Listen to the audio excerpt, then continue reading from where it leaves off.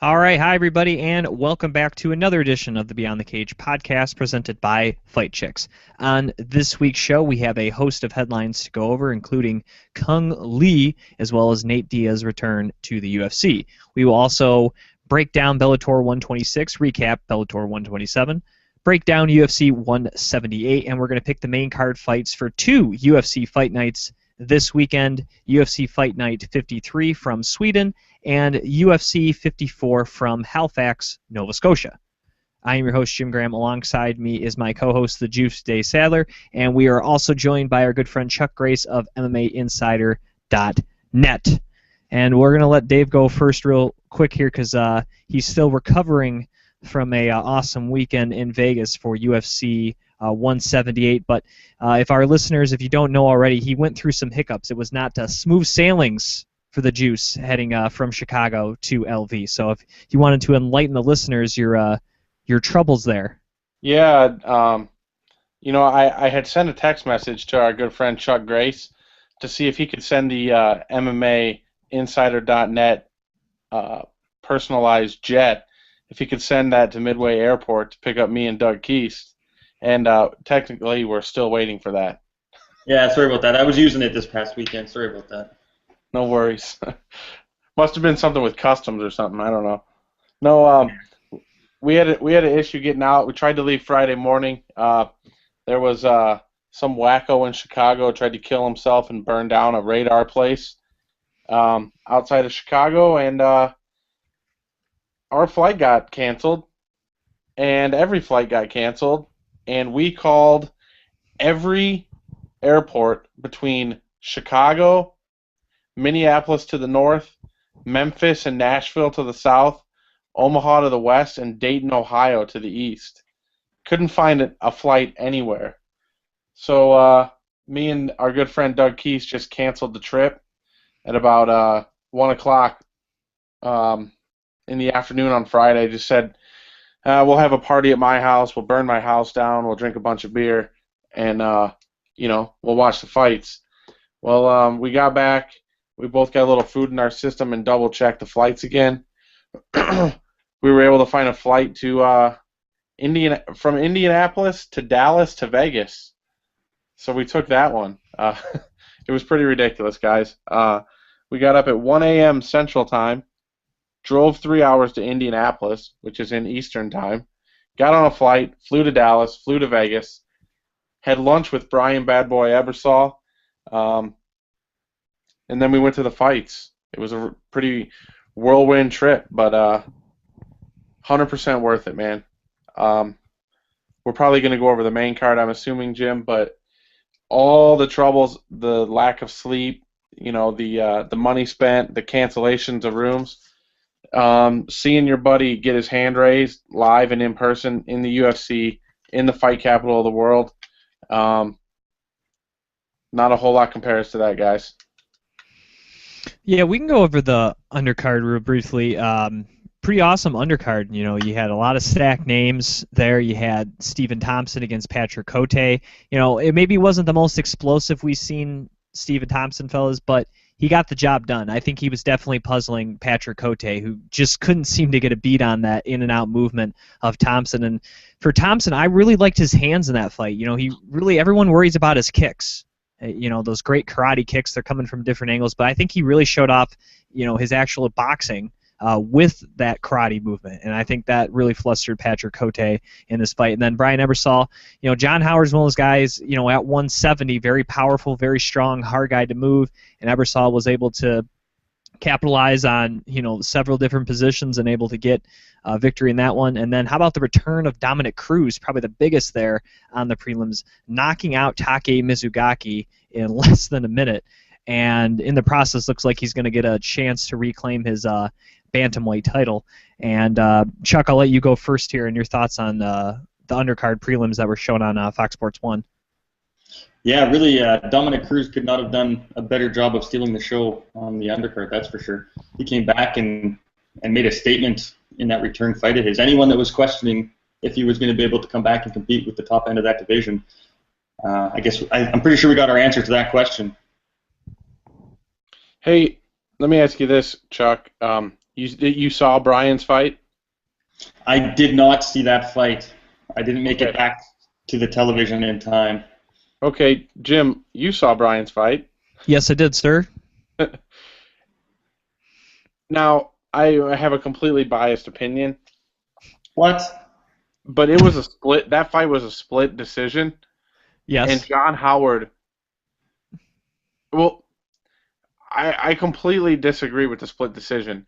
I scored it 1 for Ebersol and 3 for Ebersol and 2 for Howard, and I thought, I mean, it was pretty plain as day. I can't believe a judge thought that Howard did enough in any 2 rounds to warrant a decision victory.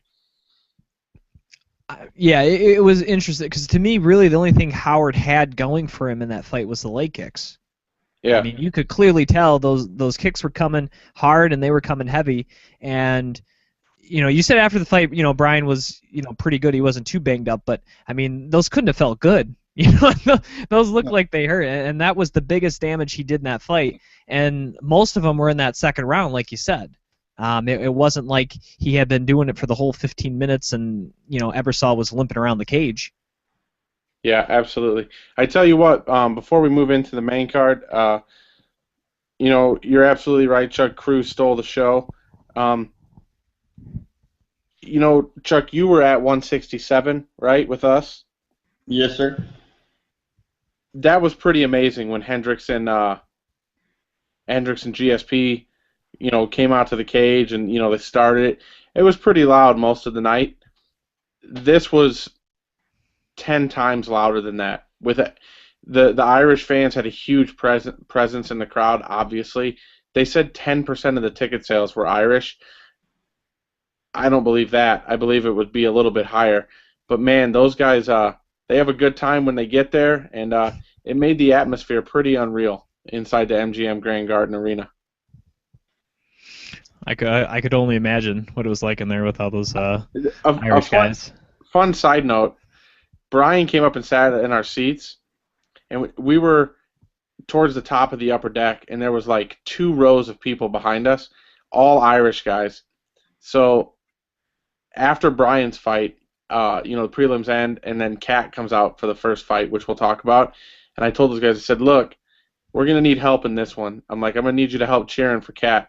So I got them to start those ole, ole, ole, ole chants.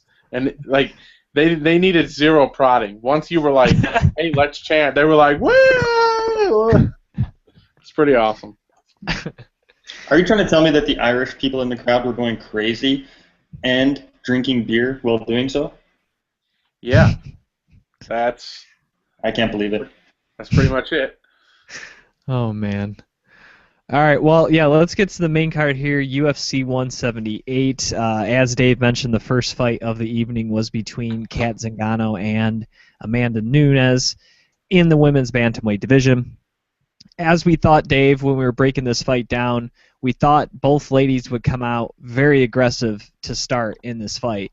And Amanda Nunes came out maybe a little more stronger in the first round as she was able to really dominate that first round with a lot of strikes as she was able to go 1 of 2 on takedowns, outstrike Zingano 32-14 overall, and looking at the significant strikes, 21-3 in favor of Nunes in that first round. She was really able to dominate, and when you kind of saw that first round, fellas, it was kind of like, oh man, maybe Kat, that ring rust was getting her. Maybe she wasn't ready for this. And then in round number 2, the tables completely turned. It seemed like Nunes just kind of ran out of steam when she wasn't able to finish Kat in the second round, and Kat was able to compose herself, stick to her game plan of taking this thing to the ground, getting on top, and landing damage, and she was able to pretty much do what Nunes did to her in the first round, as she outstruck Nunes 55-4 in round number 2, and outstruck her in significant strikes 20-1.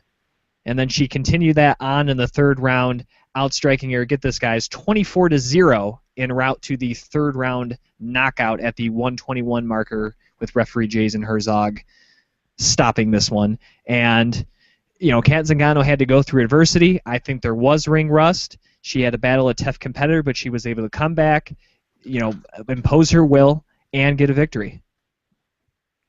Go ahead, Chuck. The floor is yours. Yeah. How nervous were you, Dave, in that first round? Call Doug Keast. Here. Hold on. We're on live, so we can do whatever we want. Oh, no. Hey, Doug, are you awake by any chance? We're doing a live show, and I'm boxing you on the live show with Chuck. I have a question if you're there. All right, he'll get back to us. He'll get back to us. All right, what's your analysis, Chuck? Was I nervous? Yes. I kind of assumed that would be your answer. Yeah. It was a lot of this. It was a lot of this, Chuck. Yeah, I know when the fight started, and it pretty much immediately went horrible for Zingano. I was like, I wonder what Dave is doing right now. I was doing this. It didn't start very well for her, that's for sure, but that kind of seems to be her last couple of fights that's happened to her. Like, she stormed back in the tape fight, too, so maybe she's just got that cowboy Cerrone type condition where she just needs to go get a round out of the way before she actually turns it on and comes on strong. I was pretty concerned in that first round that they were going to stop it because she was taking some pretty clean blows right to the head. Right. And my concern before, with her stepping back, I think a fight against Rousey in her first fight back would have been a huge mistake because I think that Zingano wouldn't have been able to get out of the first round. Just my personal opinion. Rousey's really good at capitalizing when that type of stuff happens, and I think for Kat, this was a great comeback fight, knocked the ring rust off, and now she's guaranteed her title shot. So. Yep. So, like I said, complete sad trombone feel when the fight started, but as everything started moving, and then all I heard was this. Actually, speaking of the all you heard is the ching ching, I'm vastly surprised at what her disclosed pay was. I really hope she gets some kind of discretionary bonuses or something behind this. Because if you're the #1 female fighter in the world, obviously the champions aren't ranked, but if you're the #1 female fighter in the world in the UFC's 135 division and you get 9-9 for a main card pay-per-view fight, that's horrendously inappropriate. But I completely agree, and our good friend Ray Flores texted me and brought it up to me. But in fairness, that's her second UFC fight, and anybody that they bring in at that 8, 9, 10, or 8, 10, 12, or whatever it's going to be. Yeah. But I completely agree. Down to that point, well, yeah, Conor McGregor was fighting in his third UFC fight and got 75-75. Yeah, that's what I was just about to say. Is that Conor just got 75 to show. Not even to win, to show. Yeah, he wasn't even in most people's top 10 yet because he hadn't beat someone in the top 10. You know what I mean? He was 12th or 13th or something going into that fight. Or no, sorry, he was number 9 in the UFC rankings in that fight. Right, in the UFC, obviously, some of the other people are throwing in, the Kerns and the Pitbulls of the world, but he was either very low or just outside most people. And he's getting paid top. He's getting paid. That's like top 5 money. Top 3, 75 to shows, you're getting up there. But yeah, I wouldn't be surprised. I don't know what Kat's deal was. I don't know if it was a brand new deal, if somehow it was purchased from Invicta. I don't know all the logistics of it. But if she's now doing stuff with like Ed Soares, I think, Dave, right? Yeah, he's gonna make bank then. Yeah. She's about to be that's her, new manager. So I'm sure she'll be taken care of. But, let me ask you this one. She hasn't started good in either fight, but she's got TKO victories in both fights. We know that Ronda can go in all of her fights. I think all of them but just 2 have been in the first round, or 1 maybe, have been in the first round. I see people... The second Misha fight was the 4th or something, wasn't it? It might have been the 4th. But I'm seeing people put online that if Kat starts like that against Ronda, there's absolutely no way that she can be victorious. Now, as a big fan, I would say that a slow start like that is bad against Rousey. But having seen her do it 2 times in a row and get finishes in both fights, it's almost like it's an advantage almost, because both times the girls kind of wore themselves out against her, and she still came out on top. Yeah, I don't think that's going to happen against Rousey though. She's got to fix that hole in her game as far as allowing herself to be put in those horrible positions in that early in the fight. Because I think, my personal opinion, just looking at the two, comparing their fighting styles and finishes and whatnot, I think if Kat started as slow as she has in her last 2 fights against Rousey, I think Rousey would wind up snatching an arm or getting a TKO finish. She's a little bit more clever with her attacks than some of the other girls. But I mean, all that being said, Kat does show tremendous heart and is seemingly able to come back from almost from the brink of a TKO stoppage. So yeah, she's pretty devastating once she gets rolling. Yeah, I wouldn't put money against her. That's for sure. Hey, before we move on to Kennedy Romero, how about one more of these? All right, well, let's get to the fight that is known as Stoolgate, as Tim Kennedy took on Yoel Romero. Stoolgate, right? That's what everyone's calling it? They like to add gate to everything. So Stoolgate here.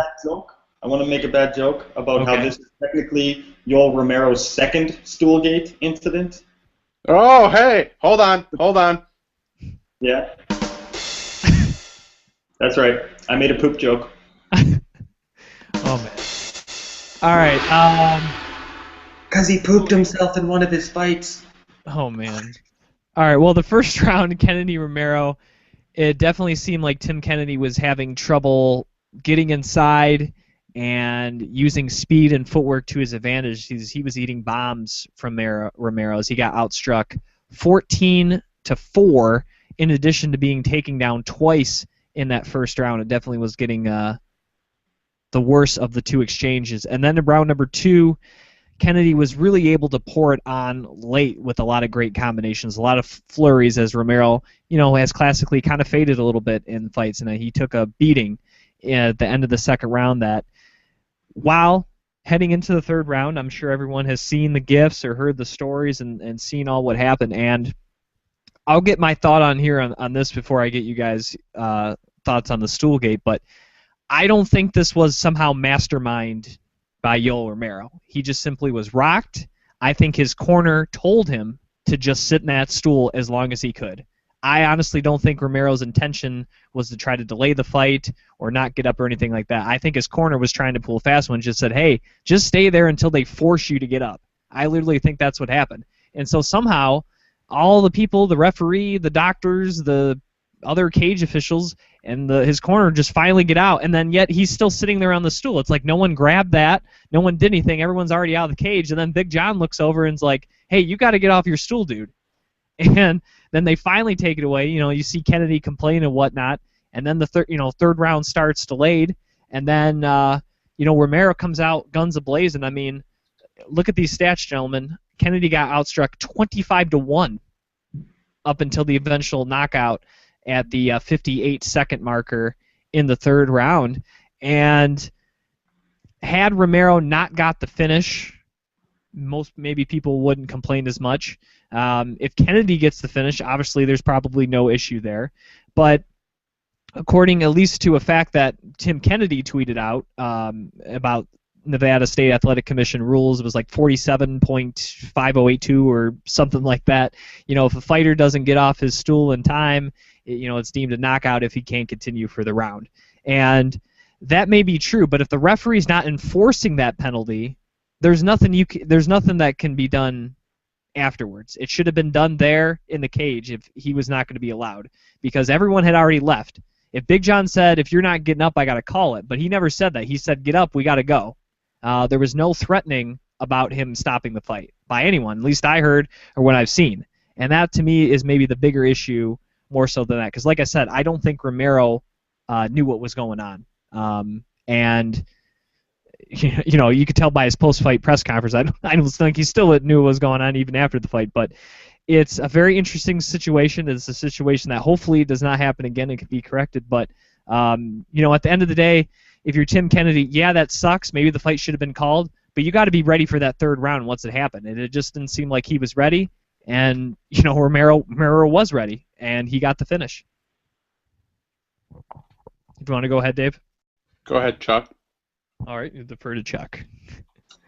The argument, I suppose, exists that Romero didn't know what was going on in between the two rounds because he was pretty much unconscious. His eyes somewhat open. I don't know. Kennedy did tweet out and made people aware of that. Essentially, if you don't answer the bell for the round, it's declared a TKO or your TKO due to exhaustion or whatever you want to call it. So I think Kennedy should have been awarded the win. I know in training, like a lot of times the difference between a minute and even a minute and 28 seconds, that extra 28 seconds that he got, like that can be the difference between coming back and getting back into something or not really. So that extra 28 seconds could be a lifetime in difference from what it made. He might have come back after a minute and still been on wobbly legs. Kennedy capitalizes him and puts him away, or that 28 seconds gives him all the time he needs just to get his legs back underneath him to kind of summon that final flurry that we've seen. End of the day, my opinion would be that it should be looked at by the Nevada State Athletic Commission and potentially be overturned into a no contest. Even if it doesn't do that, there'll always be a true fan asterisk, if you will, beside either the W or the L on both fighters' records. Either way, I think they should be running that one back personally to just to see what happened.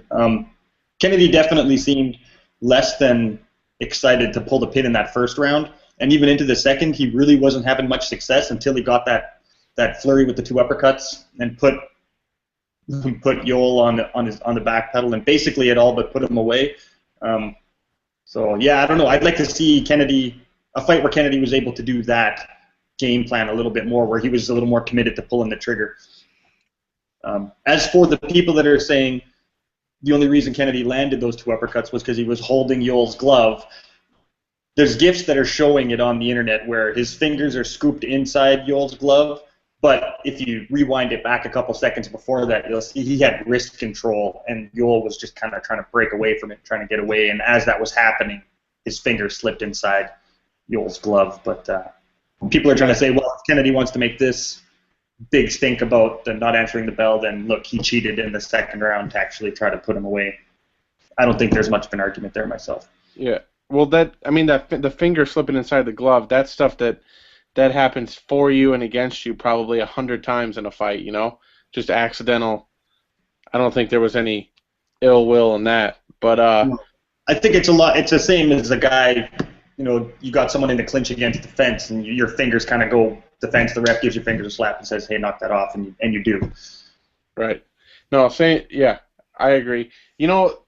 I was watching this fight, and Brian came up and sat with us for this one, and he said, Brian said that this was one of the best fights that he'd seen live in a really long time, and I felt the same way. And where we were sitting, we didn't get a clear view. I don't know what it showed on the pay-per-view. I haven't gone back and watched the actual pay-per-view. So I don't know what the TV showed, but all we could see was him sitting there and nobody else in the cage. But the one thing that we were discussing was Kennedy came across the cage, like over to Romero, like, dude, let's roll. I don't know if they showed that or not, but yeah, they did. If you're Kennedy and the guy's sitting on the stool and they're trying to do something about it, don't you need to sit up against the cage and just mind your business? And mind your business might not be the right way to say it, but if you see that the referee's taking advantage of it, just lean up against the cage with your hands up like this, and just relax. Just, it might not seem like much, but you said it yourself, 28 seconds extra rest is quite a bit. And him walking over to the ref saying, what the hell, what the hell, what the hell, then him walking over to Romero, and then him going back to his corner, I mean, that's probably 15 seconds worth of walking around that he didn't have to do. So, You know, Yeah, if so you I see mean, a stink, he got the same extra time as Romero.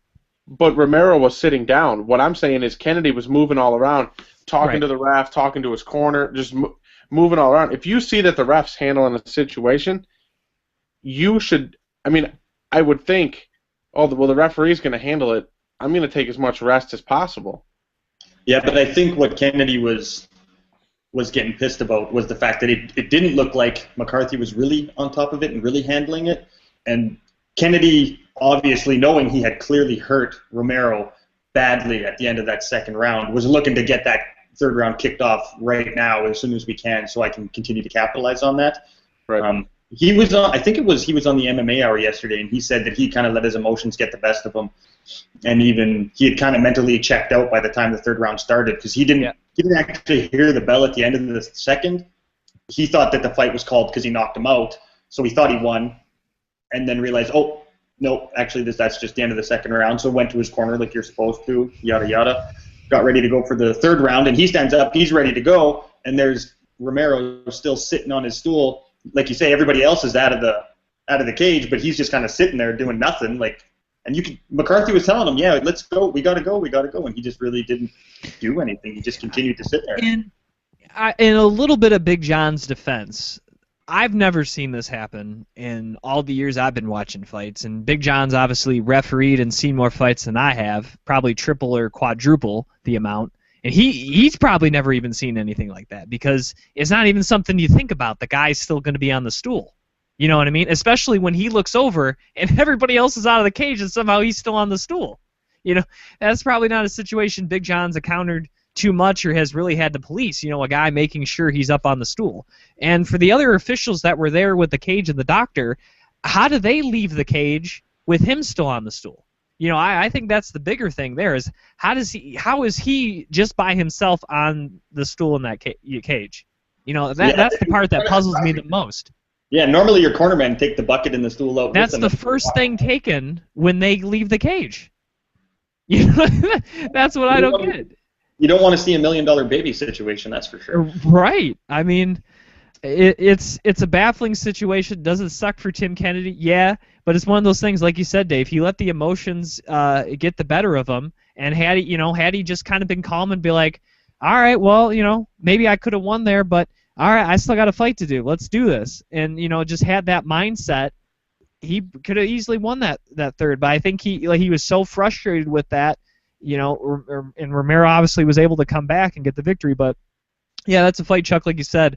I don't know if they do an immediate rematch or down the road, but that's definitely a fight, I think. And also, you know, you add in the excitement factor because that was an exciting fight. That's definitely one they can easily rebook.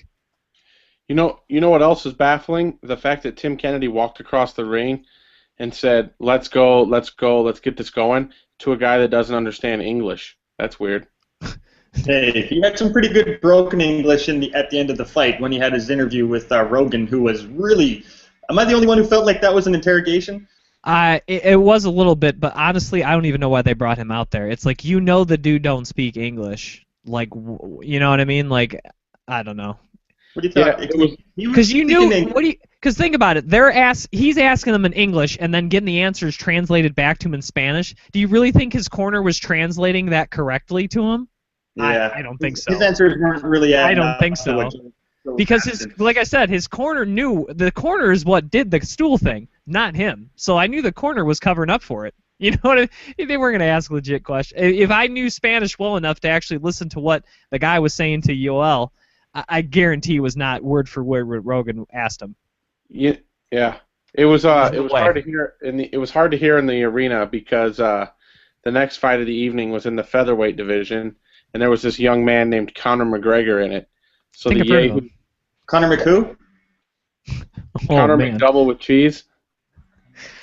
All right, yes, the next fight of the evening, featherweight division, Conor McGregor against Dustin Poirier. This is a fight where, you know, both guys were able to land some strikes, and in the process of throwing a right punch there, Poirier looked like he was going to slip it. The punch from McGregor just catches him behind the ear in the process of being slipped. It drops Poirier. throws a couple more on the ground, and the referee steps in, Herb Dean, at the 146 marker to stop this one via knockout in the first round. And, people are complaining, it hit the back of the head, but it wasn't an intentional blow to the back of the head. McGregor's throwing that punch trying to hit him right in the face. Poirier slips, the punch happens to graze the back of the head. It's a thing where... It was actually, just behind and above the ear, which is actually illegal. Yeah. But I mean, however you want to say it, it's not an intentional. The ref, and to catch that at fast motion, you're not going to be able to catch. Whether it was borderline, actually back of the head, or not even close. A punch like that with the slip and fast motion, there's no way a referee's going to be able to see that, recognize it, and call it as an illegal blow. I find that very hard to believe. Even if it kind of got a little, even if it got a little too close to the back of the head, it wasn't. It would never have been called an illegal blow because, he was moving his head, trying to slip it, and, that's where it landed. But on the replay, to me, it looked like it landed, it was, right in this general area. Yeah, and it just, barely clipped him. I mean, if Poirier, slips, another quarter inch, it misses him completely. You know what I mean? And, you can make the argument if he's another quarter inch higher, it hits him more flush, and maybe he's really knocked out. I mean, either way on that, but it was just a grazing blow. McGregor capitalized on it. People may complain, but McGregor, if there was, I think it's, Joe Rogan is saying he's for real now. He hadn't beat a guy in the top 10. He's now beat a guy in the top 10, and he's beaten a very good guy in the top 10. He finished him in the first round. I mean, awfully impressive by him, and he puts himself in a position where he's maybe one fight away for a title. I actually think he is. Well, the rumor currently circulating is that he is on his way to Brazil for 179 to go watch Chad Mendes challenge Jose Aldo, and supposedly they're bringing him into the cage at the end of that fight to call out the winner for the title fight. All right, well that would be interesting because we got Dennis Bermudez has a fight coming up. He's a guy people are looking at, and then of course we got the Cub Swanson Frankie Edgar main event coming up as well, where the winner easily has a claim at the title. So I mean, the featherweight division right now, man, there's no shortage of guys there. Yeah, the top of that division is looking pretty exciting right now, and a win over Dustin Poirier is a feather in anybody's cap. So I mean, and the way McGregor was able to do it. What's that? I said at featherweight even. A feather in your cap. Where's your sound effects there? Come on. I turned them off. I'm researching right now. Son of a. But yeah, that was a pretty huge win for McGregor. She definitely showed he's legit in the division. Calling his shot like that was made it all that more remarkable. I don't know. I don't think the UFC want to. He's beat the top 5 guy. I could see the argument for the title shot. I could also see the argument for one more fight before the title shot. But at the end of the day, I don't think the UFC wants to risk him taking a loss when now the argument is a strong one for him to actually challenge for the title. And the possibility of Conor McGregor being their featherweight champion, tell me that doesn't keep Dana White excitedly awake at night. And Uncle Frank. And Uncle Frank. Shout out. Shout out, Uncle Frank. Am I the only one that thinks that this is a lucky victory and that anybody in the top 5 of the UFC's featherweight division steamrolls Conor McGregor? I think you might be on your own there, yeah. Well, okay. That's fine because I'll put it. The reason I want him to take one more fight, Dave, and this kind of goes to your point. Of the guys he's faced, none of those guys were wrestlers. Yep. Right? Would you say their base was? I mean, Max Holloway, Diego Brandao, and Dustin Poirier. Those are not wrestling-based guys. Those are more striking-based guys, right? And that plays into what his background is, striking. If he takes on a Dennis Bermudez or a Frankie Edgar or a Chad Mendes, all wrestling-based fighters, they have the ability to take that striking out of the equation because we've never really seen his takedown defense be tested and tested against guys like that. I mean, those guys are ferocious takedown artists, all 3 of them. And they're all big, and they're all strong in this division.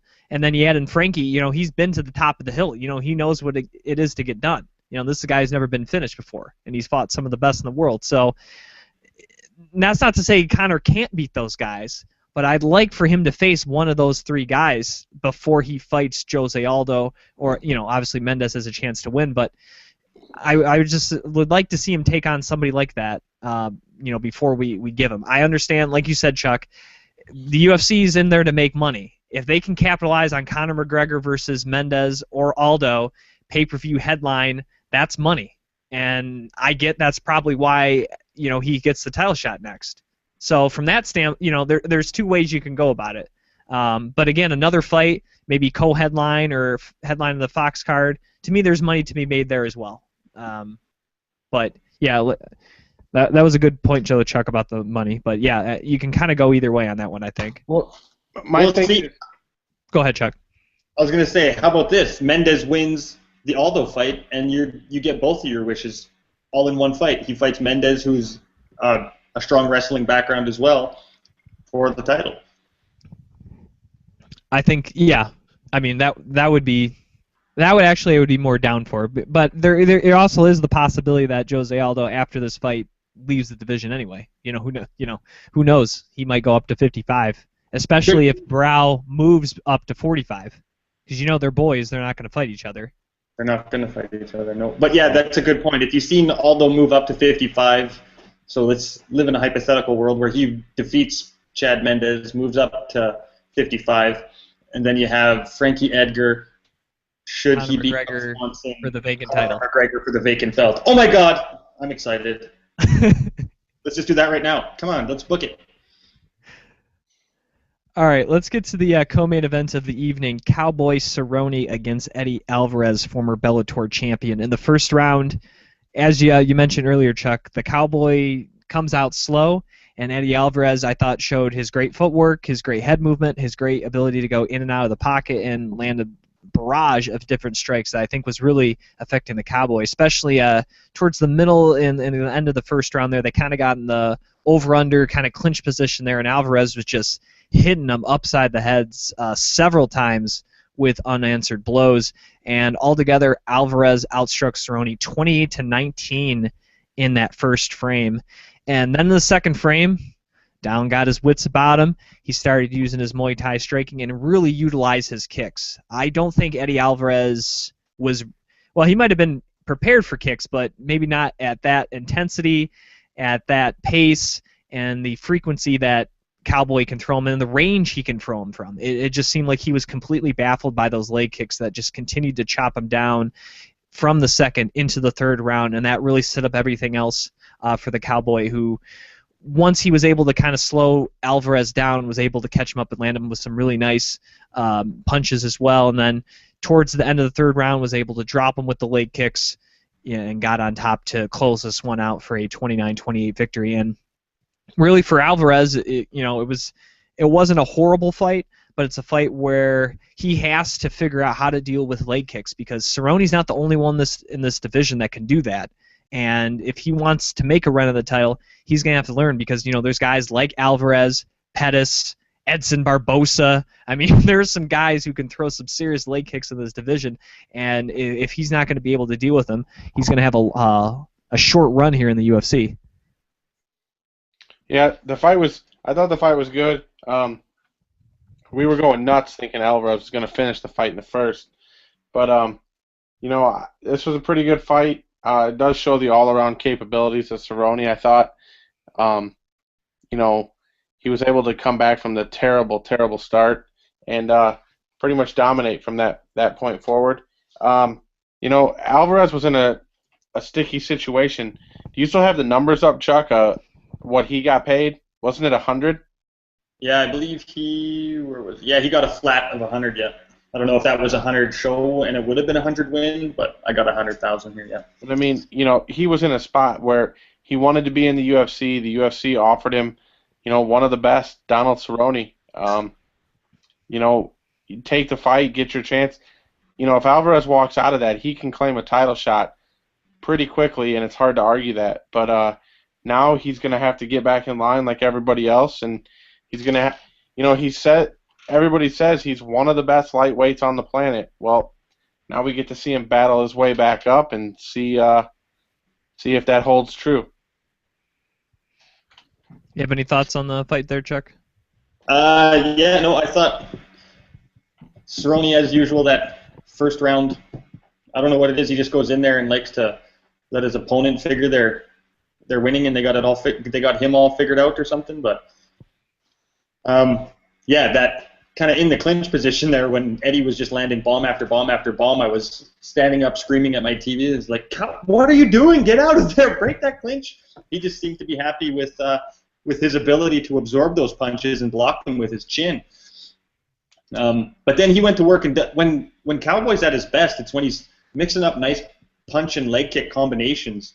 And he even landed a nice knee that buckled and dropped Alvarez. I think that was like towards the end of the third round. And then he kind of followed him to the ground and got caught in his half guard, I think it was, and kind of landed a little bit of ground and pound from the top, but wasn't able to finish him. I think if he had made Alvarez stand back up and try to keep trading with him, I think he could have got the TKO. But yes, round 2 and 3 were I guess if you want to call it vintage Cerrone, they were vintage Cerrone, and Alvarez with a win probably would have found himself maybe one fight, probably even a next fight title shot, depending how the whole Melendez-Pettis situation shook out. But now, he was number 14, I think, coming into this fight. So now he's going to be, man, that's like 4 fights away from a title shot at this point. So now he's going to be number 15.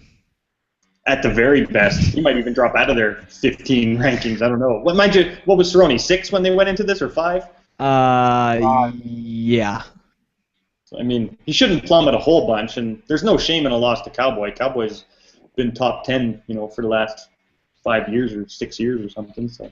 Yeah, the UFC's got to be happy with Cerrone winning because Cerrone is ready to fight like tomorrow, and if the fragile lightweight champion, Showtime Pettis, if he pulls out of this fight or if something happens to Gilbert, I mean, there's a legitimate chance that Cerrone could be fighting for the belt, come December.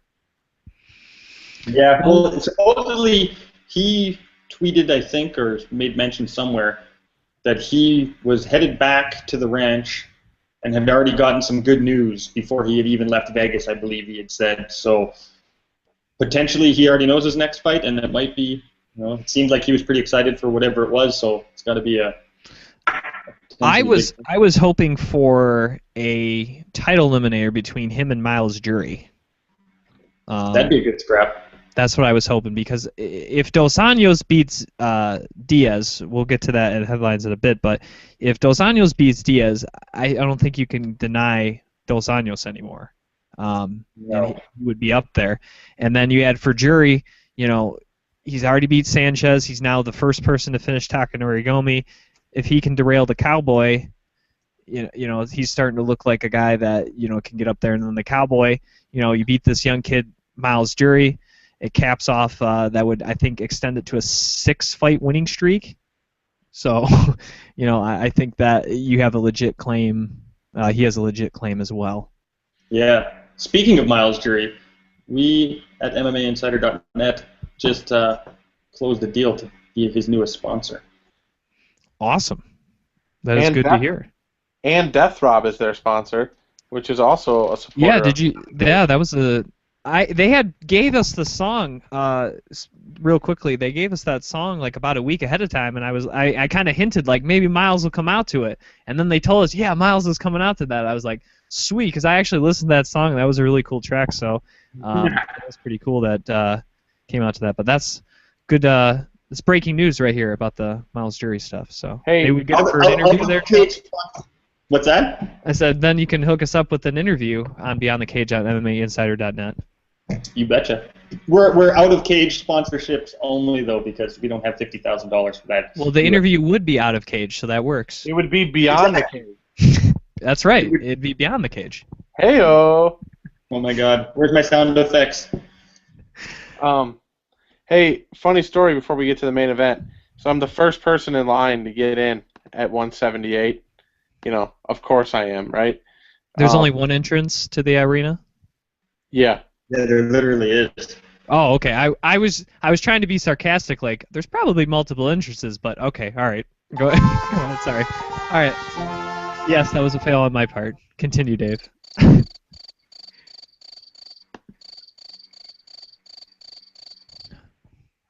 That's us laughing at your terrible joke.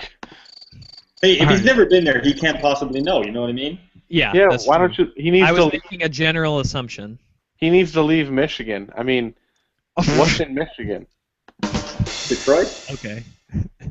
Detroit? Eminem, Kid Rock. Don't even get me started. Don't even get me started on that. You gotta All move on. So I'm standing in line, and this guy goes, like, the big poster is there. So, like, the poster had, it's got the 3 main fights on it. The guy's like, That's a pretty sweet poster, actually. yeah, I got the signed poster. It was $200. $200 with all those names on it, but I digress. So I'm standing in line, and this guy goes, hey, who's the main fight tonight? And I'm like, well, I guess it's Mighty Mouse and Kerry Azau, And I was like, but everybody's here to see the McGregor-Poirier fight. This little old lady goes, hey, who do you like in that other fight? Pointing at Cerrone and Alvarez. And I'm like, I don't know. I was like, I have a podcast, start talking about Beyond the Cage. And I'm like, I really think that when we did our picks, I said, I think I didn't pick anybody. I was just kind of like, I don't know. It's going to be a really close fight. She's like, well, you better pick somebody. And I'm like, I don't know. I was like, I just think it's going to be a really good fight. I can't wait. She's like, you better pick Donald Cerrone. And I'm like, why? She goes, because I'm Cowboy's grandma. So I was standing in line next to Cowboy's grandma. Luckily, I didn't say anything stupid, but... You're lucky she didn't leg kick you. Yeah. I'm the one who taught Cowboy how to kick. But no, it was She was the fun. one that gave him that first cowboy hat. That's right. Taught him how to ride bulls, wakeboards, climb rock walls. Oh, man. All right, well, let's get to that main event you spoke of. And yes, it was Chris Carriezau against Demetrius Mighty Mouse Johnson for the UFC Flyweight Championship. And what more can we say than... and even Joe Rogan joked about this in the post-fight interview. What did you do wrong in that fight? And he goes, well, I maybe sat back a little bit. And he's like, so that's what you need to work on, being more aggressive? And he's like, yeah, a little bit, I guess. And Joe Rogan, I think, is just the whole time is like, this dude is so humble, he can't even admit that he fought a perfect fight and completely dominated and got a submission in the second round via Kimura. You know what I mean? Like, you say, I got to go back to the gym and work on this and work on that. It's like, no, you don't have to work on anything. You just got to keep being at the same level you're at. There's nothing that he has to work on or change in his game or do anything different or tweak this or tweak that. The guy has everything down pat. I mean, he's at a level right now that I don't think any, and this is including other champions, I don't think anybody is at. I mean, it's just remarkable what this guy can do. And was he handed an opponent that he should beat? Yes. But he went in there and he got the job done and he got the finish. When you're taking on guys that you're supposed to beat in the UFC, you got to go in there and get a finish, regardless of what type of fight it is. So, yeah, maybe Carriezau shouldn't have got the shot, but Mighty Mouse proved that he's way better than him by finishing him in the second round. What's next for him? I don't know. Who knows when John Dodson's going to come back? I was telling people that kid Horiguchi that fought on that Japan card, he's still maybe 1 or 2 fights away, but he's the only one I see, in the upcoming crop and some of these other flyweights that maybe could give him a run besides Dodson, because everyone else has gotten a shot at Mighty Mouse, and with the exception of that first fight against Ian McCall, nobody's come close to beating this guy.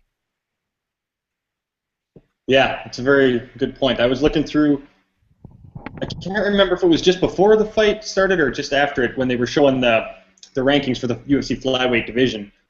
And I just ran through it quick, and I was like, beat him. It was like 6 of the top 10 at the time. Carriezau was ranked 8th, I think, so that's got to be like 5 or 6, maybe 7 of the top 10 that he's already defeated on his way through the division. Like you say, John Dodson's probably the biggest threat to his title, but he's on the shelf now due to injury for who knows how long. I don't know. I don't know what they're going to do with him. There's a super fight between him and whoever wins between Dillashaw and Cruz, maybe. I don't know. Jump him up to avenge the Cruz loss. I don't know what to do with Johnson. Yeah, I mean, I really think that it's, if a Dotson rematch, and like I said, it may, I think Horiguchi's a very exciting guy. I think he's a young kid. I think he's a guy that could make a run here, and it would have been nice for Brad Pickett to be good at 125 because Pickett is one of his 2 losses in his whole entire career. But Pickett has not been good at 125, and I don't think he's going to get there. Because I told Dave, I'm like, if Pickett can win 2 fights, he's guaranteed a title shot because of that.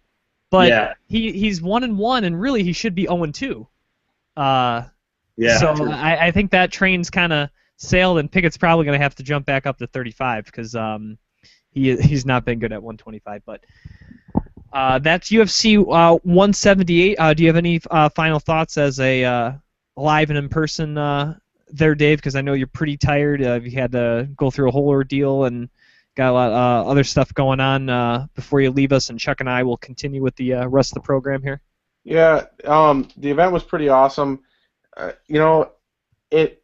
a huge Mighty Mouse fan, and unfortunately, when Mighty Mouse came out, it was at a point where I'd been up for entirely too long, entirely too many time zones, that I could barely keep my eyes open. I've since watched the fight again on pay-per-view, but I think he's number 1 or number 2 pound for pound. The UFC has him 3 behind Jones and Aldo, which I think is absolutely ludicrous that Aldo's that high. But being there live, it was pretty awesome. Like I said, unfortunately, I was pretty much falling asleep for that. It felt like we've been to small events, big events. It felt like the crowd didn't care at all because there were so many high points leading up to Mighty Mouse, and then they knew that there was very little chance Mighty Mouse was going to lose. It felt like the crowd kind of lost interest once Mighty Mouse came out, which I don't think that's the UFC's fault. If they're real fight fans, they would realize that what they're watching is an artist painting a masterpiece every time Mighty Mouse steps in there. But would go back in a heartbeat. Like I said, I don't even know if it happened at 167, but just when I go out there and when Brian's fighting, it just it gets to you. It's awesome to watch your friend live out a dream. It's totally worth every dollar spent. And speaking of that friend, next Wednesday on Beyond the Cage, during our live show, me and him are going to play EA Sports UFC, and he'll be answering questions if anybody wants to send some questions in. Answering questions besides mine. Yeah, you actually can't ask any questions. He said none from Jim. He did say that he would answer 17 questions from Chuck Grace, though, because of his astute question-asking abilities. Oh, man. If there's one thing I'm astute at, it's asking questions. What's this thing? What's this? This thing? Yeah. What do you call that? I believe it's called a soul patch. All right. I want to say, I've been told it's called a flavor saver. We're a family show here, so I won't get into that. My wife wouldn't like it if I was revealing these secrets. I don't know if you've been noticing this, Chuck. I have. It's pretty good. I'm not allowed to have that in my daytime job. Oh. He works for the New York Yankees in the daytime, so. Yeah. Great. But yeah. Fourth. Yeah, dude, I would love to hang, but apparently jet lag actually exists. And so you're going to treat Jim and I like you treated Mighty Mouse and Chris Carriasso. No, that's not actually fair because I stayed awake to join you for this. Jerks. Oh, man. All right, well, we'll continue the rest of the show. Of course, that's Dave Sadler, everybody. So thanks for being able to do part of the show this week. Thank you. Thank you. You guys keep it real. All right, we will. See ya. All right. Well, is he gone? We can talk about him now. He's gone. He's gone. Yeah, we can talk about him behind his back.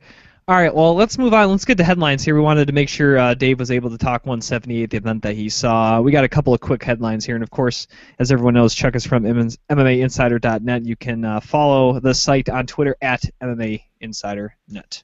All right, first headline, as we kind of already hinted on, Nate Diaz finally has followed the way of his brother and has realized that the UFC is the only place to be, and it's finally come to his realization that if he wants to fight big-time opponents, he has to fight in the UFC, and has decided to at least live up to the part of the contract here, and they have booked a fight against Rafael Dos Anjos coming up, UFC on Fox in December.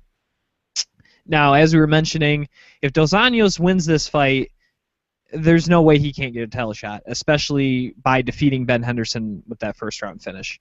For Diaz, I don't think the same is said. I don't think if Diaz wins, he gets a title shot, but it helps reestablish him in this division. He's kind of been left out a little bit here, and kind of helps remind people that he's still very dangerous in this division. And this should be a really good fight. You got two guys, very good jiu-jitsu. You got the Stockton slap, as they like to call it, with the the punches and bunches and all that. And I think Dos Anjos shows that he went from a guy that was pretty much just a jiu-jitsu guy and has really developed a very nice stand-up game and a very nice top game with wrestling and ground and pound, and has become a very complete fighter here at 155. And I think this is a very interesting fight. And I thought Dos Anjos, you could have made the case he got a title shot right after Henderson, but I like this fight, and I think it's going to be a good one here coming up in December. Yeah, I agree. I guess Nate was willing to end his holdout or his lockout for more money if he got given a top 5 opponent. So he got his wish, because now him and Dos Anjos are facing off, and yeah, I think it'll be a good scrap. I was actually just reading through a little bit of Rafael's Wikipedia page. Apparently, he will never be knocked out again. He now has a titanium-fused jaw after he broke it in the Clay Guida fight. So, yeah. Wow. Talk about performance jaw. Does that count as a PED? Man, I don't know. I feel like they got to look that up or something. That's titanium is the hardest metal, right? Or it's harder than steel. Yeah. Man, it says here Rafael now has a titanium-fused jaw, and they're even claiming it has broken the hands of previous opponents who have punched it. Wow. It's Wikipedia. It's got to be true, Jim. Well, yeah. Well, if that is true, but again, here's the thing: the commissions are letting him fight. So, I guess if he gets cleared out and they say, hey, this is the way they fix jaws now.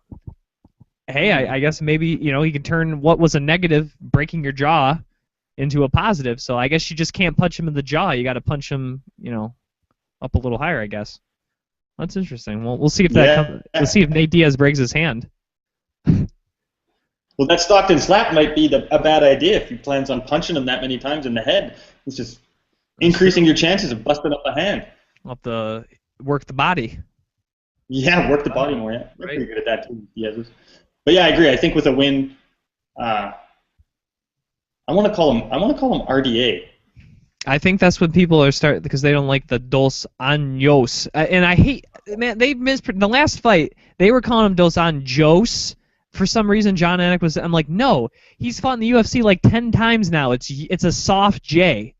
And then finally towards the end, he changed it and was pronouncing it. And I think because of that soft J, yeah, I think RDA is, I think that's going to be catching on here. Yeah, RDA, I kind of like it. It's got a ring to it. But yeah, I agree. I think he'll probably be right on the cusp of a title shot should he walk away with a win over Diaz.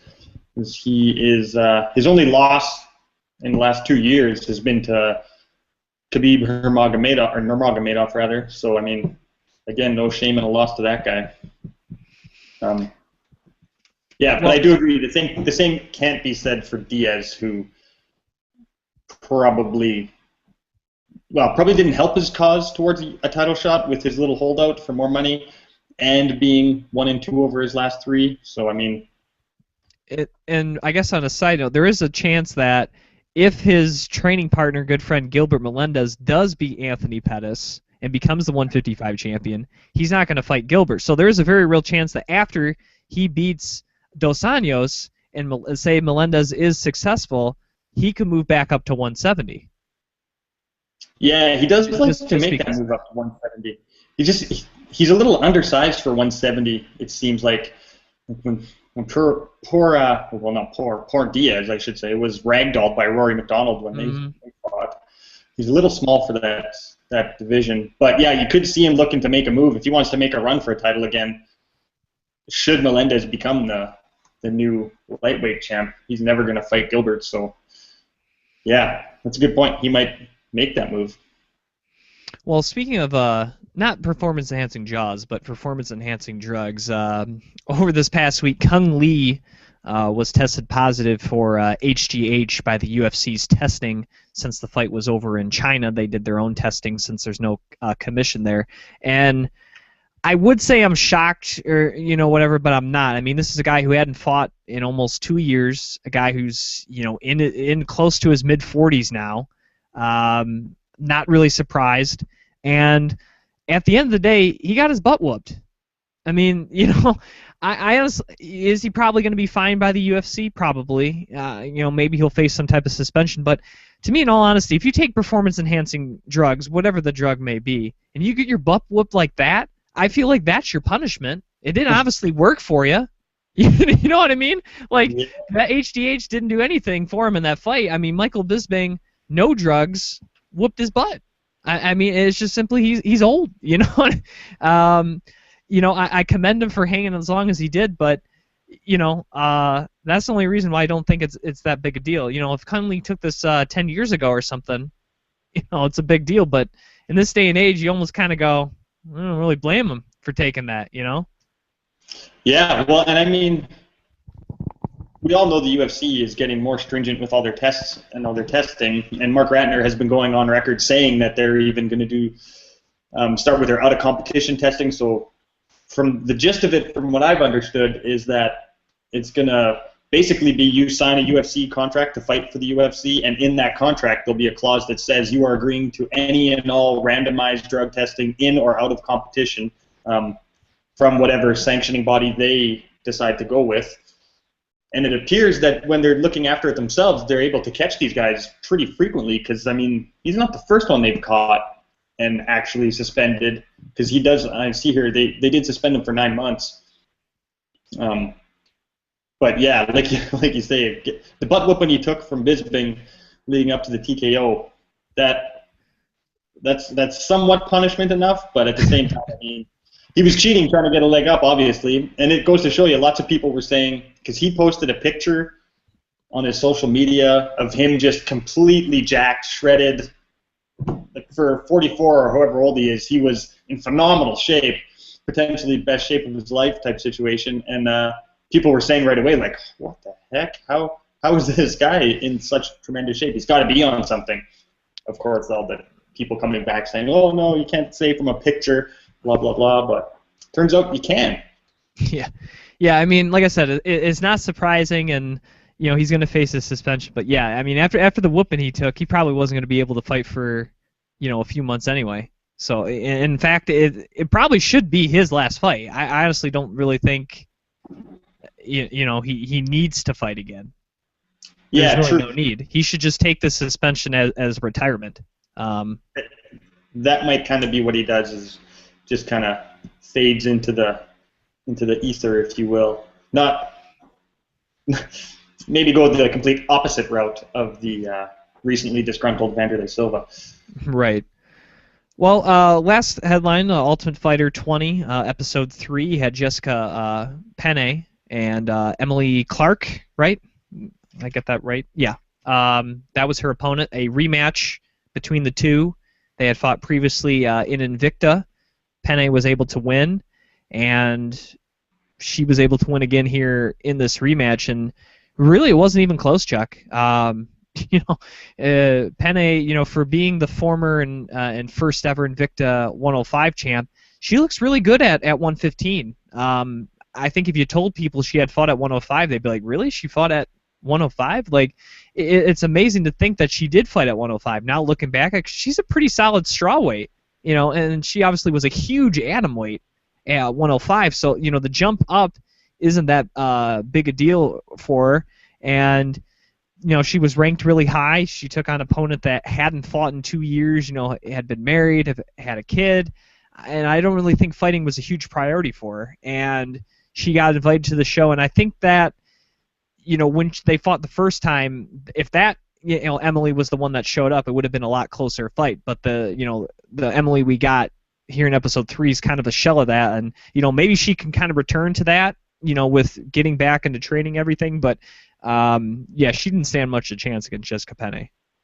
No, actually, I think it was Lisa Ellis was the fight. I'm sorry, it was. I'm thinking of Egley. I think I got Emily Kagan from last week stuck on my mind. It was Lisa Ellis, but all the information I was saying was correct. The name was wrong. That's right. That was right. All your stats were correct. She was a mother and been out for 2 years and all that stuff. A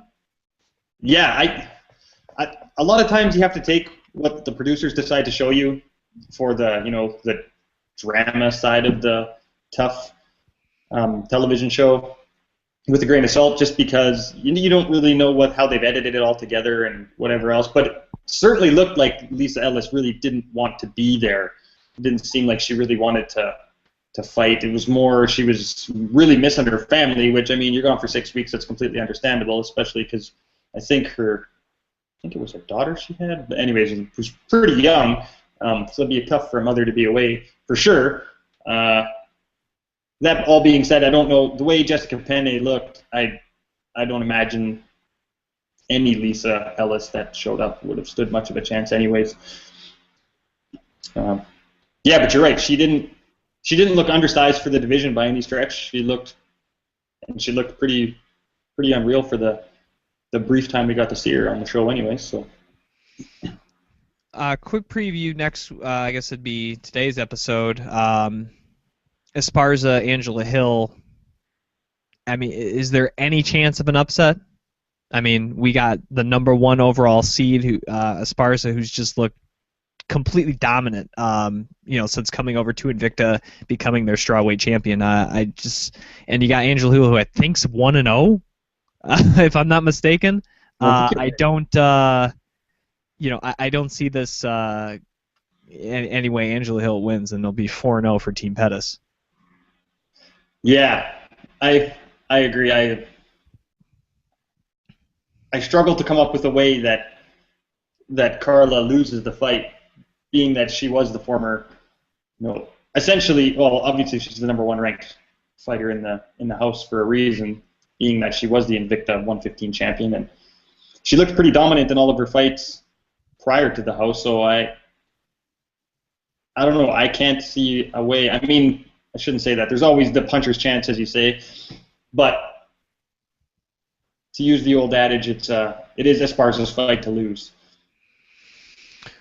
Well, let's switch gears here. Let's talk a little Bellator. Bellator 126 last weekend from Phoenix, Arizona. 4 fights on the main card. Before we get to the main event that happened there, Chuck, first fight of the evening, Mike Richman, who I believe had been a runner-up in 2 different featherweight tournaments, has made the drop down to bantamweight.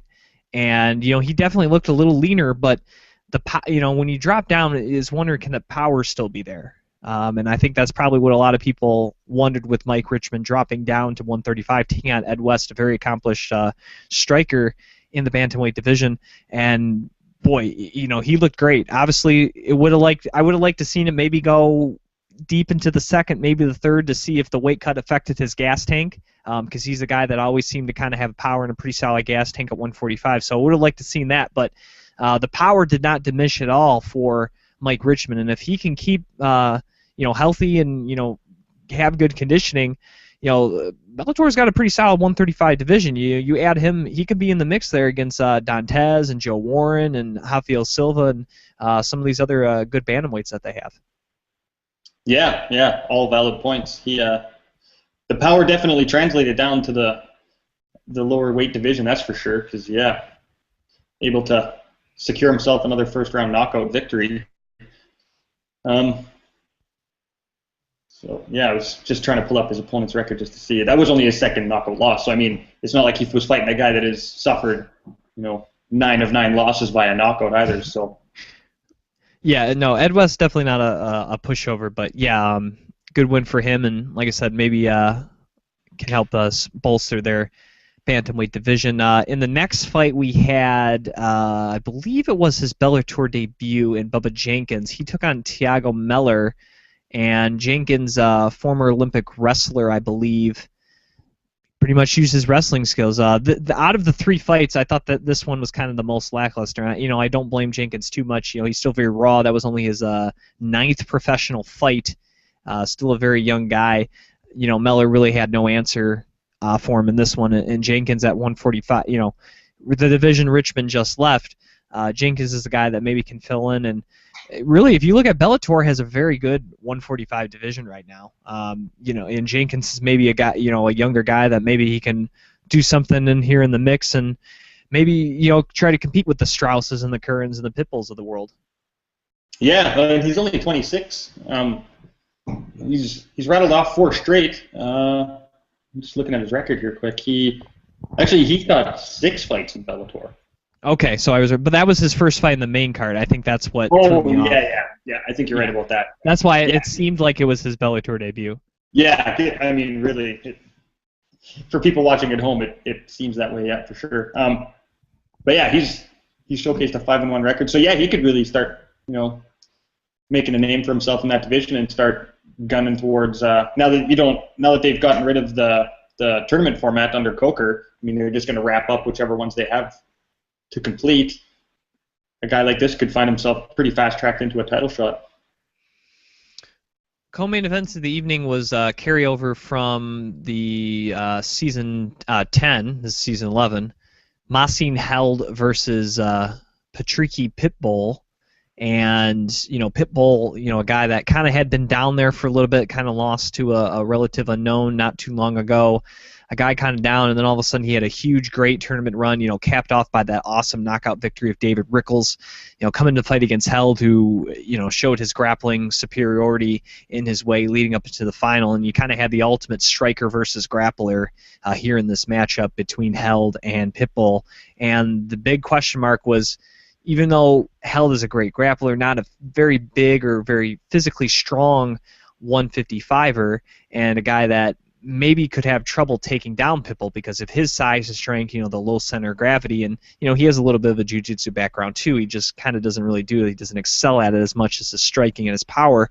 And Held was able to find a way, whether it was via cartwheel entry with that leg pick in the first round, or towards the second round he was able to land a more traditional double leg up against the cage. But I think Held proved that he has amazing technique, and his ability to get the fight to the ground and impose his will is ever improving since we've seen him in Bellator. And I wouldn't say right away I would pick him over Chandler or a Will Brooks, but I don't think he's that far from those guys. The 2 guys at Bellator's top lightweight divisions. Yeah, he definitely. I mean, you can't really argue against that.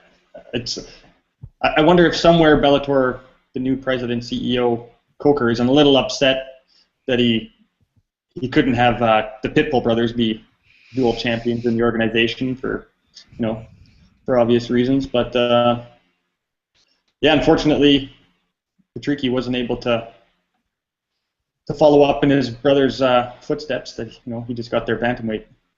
Featherweight title here not too long ago, correct? Mm-hmm. So, yeah. Anyway, sorry, I'm actually just trying to pull Patricky back up here. My computer's acting up. But, yeah, anyway, sorry. Marcin Held, he should be a force kind of in that division. He's only really lost once in the last 3 years. And yeah, sports a really good Bellator record. He's rattled off 5 straight here now with 4 finishes. So I mean, he's right there, and he's an exciting fighter to watch in that top end of the division. Right, yeah, it's I think it's going to be fun whether he gets against Chandler or Brooks. It should be fun. Yeah, Um, let's get and let's actually, get to should that he main get, event. like, Oh, go ahead. he could get a chance to avenge an earlier loss because he actually has a submission loss to Chandler in the season 4 tournament quarterfinals. So yeah, that's definitely something to build as well. But let's get to that main event of Bellator 126, where I think it's safe to say we probably saw the biggest upset in Bellator history. I think this is bigger. I think it's bigger than when Chandler beat Alvarez. That first time, because Chandler had to go and win the tournament. Yeah, you could say Halsey won a middleweight tournament. Let's not forget Halsey got that fight against Cooper on short notice and only had to win one fight to technically win a tournament and get a title shot. Winning one fight as opposed to winning 3 is a whole different animal. Now, don't get me wrong, that's not to take away from what Halsey did against Brett Cooper submitting in the first round, but Alexander Shlemenko, 50 wins. Yeah, I understand, he lost his last fight to Tito, but let's not forget that was like a welterweight fighting a light heavyweight. I mean, that was just not a good matchup, and that was done simply for, press to get Tito a win and pay-per-view stuff and stuff like that. That was nothing more than kind of a publicity stunt. And when Shlemenko turned to 185, you're like, he's taking on this guy Halsey. No way this guy can win. And Halsey's just able to kind of shoot in for a double, swooped around, takes the back, and sinks in the rear naked choke in 30 seconds. I mean, you throw records out of this thing and you just simply saw Halsey against, Shlemenko, or you just look at records, and throw out the names or whatever, you go, there's no way this guy who has 50 wins is probably going to lose to this guy who's like 8 wins. Shlemenko had as many losses as Halsey did fights. And and now he's their middleweight champion, and it makes you think. I don't think Shlemenko's done. I mean, this guy's 30 years old. I understand he has almost 60 fights, but I don't think he's done. But it's maybe a chance where maybe he does have to move down to welterweight, because Halsey looks big. I mean, he looks like a really big dude at 185, and I don't know what the future holds for him, but to beat 2 guys the caliber of Cooper and Shlemenko, submitting them both in the first round, this is the guy that, it almost kind of makes you wonder with this type of ability, Dave, or Chuck, I'm going to say Dave, how did the UFC miss him? You know what I mean? Like, it almost kind of makes you wonder, how did Bellator get hip to this guy before the UFC when you see a guy able to come in and do something like he's done? Yeah, well, I mean, Bellator scooped him up pretty early on. He was only 2-0 when he made his Bellator debut. I think they got lucky in that. Yeah, I guarantee you, they sign a guy at 2-0, they don't think, in 6 fights, this guy's going to be our middleweight champion. Yeah, you definitely don't assume that, that's for sure. And you definitely don't think they're going to come in and choke out your current champion in less. Because he hadn't lost a fight at middleweight since Hector Lombard. Yeah. I think he would. I mean, even if you throw in the Ortiz fight, I think that's like 8 of 9 or 9 of 10. I mean, he was on a tear. Yeah, he rattled off, a good pile of wins between his last loss when he challenged Hector for the Bellator middleweight championship way back in 2010. Yeah, he was on a good run. Yeah, so he only lost once in 4 years, and that wasn't even in his weight class. Exactly. Then I wonder if Brandon Halsey just decided, Tito seemed to choke him out pretty easy. I'm just going to take him down and choke him out too. Shlemenko's fought guys that maybe shouldn't have got a title shot before, so I find it hard to believe that he was completely overlooking this guy, because he's kind of fought guys that you maybe say were beneath him or young guns and stuff, and he's finished them just as quickly, as taking on a guy a bigger name. So that's why it's hard for me to believe, like, he completely underestimated Halsey. But is maybe one of those things where, because you are Alexander Shlemenko, you don't think someone's going to scoop around and take the bat. I think Halsey just did it so quickly, there was no chance for Shlemenko to really do anything. I mean, I think it was just a perfect storm of doing it so quickly. Will an immediate rematch happen? I don't know. Just looking, thinking over my head of some of the other Bellator middleweights, I'm not really sure who's up with it. We just saw Doug Marshall loss. We just saw Brennan Ward loss. Now he submits Shlemenko in 30 seconds. He beat Brett Cooper in the first round. There's not a whole lot of guys right now that you can kind of feed Halsey, and you almost kind of got to do a rematch with Shlemenko. I actually I believe he's already scheduled to defend the title against Melvin Manhoff. Boy. Can you talk about ratings grab? Yeah. Yeah, I mean, he came in and made a pretty big statement, so... And Manhoff's not even... I mean, he's a name, but he's not that big a name. You gotta know MMA to know Melvin Manhoff. Yeah, it's very true. You and I know Melvin Manhoff, but if I tell some of my friends, like, oh, this is a big fight, they're like, oh, what's going on? It's the Bellator title. First of all, if I say it's Brandon Halsey, who? Yeah, they'd be like, Manhoff, who? Yeah. I mean, it's... But yeah, that should be interesting. But yeah, that should be an interesting fight. Yeah, but yeah, you could be onto something. I was actually just quickly perusing Alexander's record, and I think over the last 3 or 4 years, maybe even longer, this might have been the most active he's been. Like, that was his 3rd fight in 6 months. So I wonder if that played something into it as well.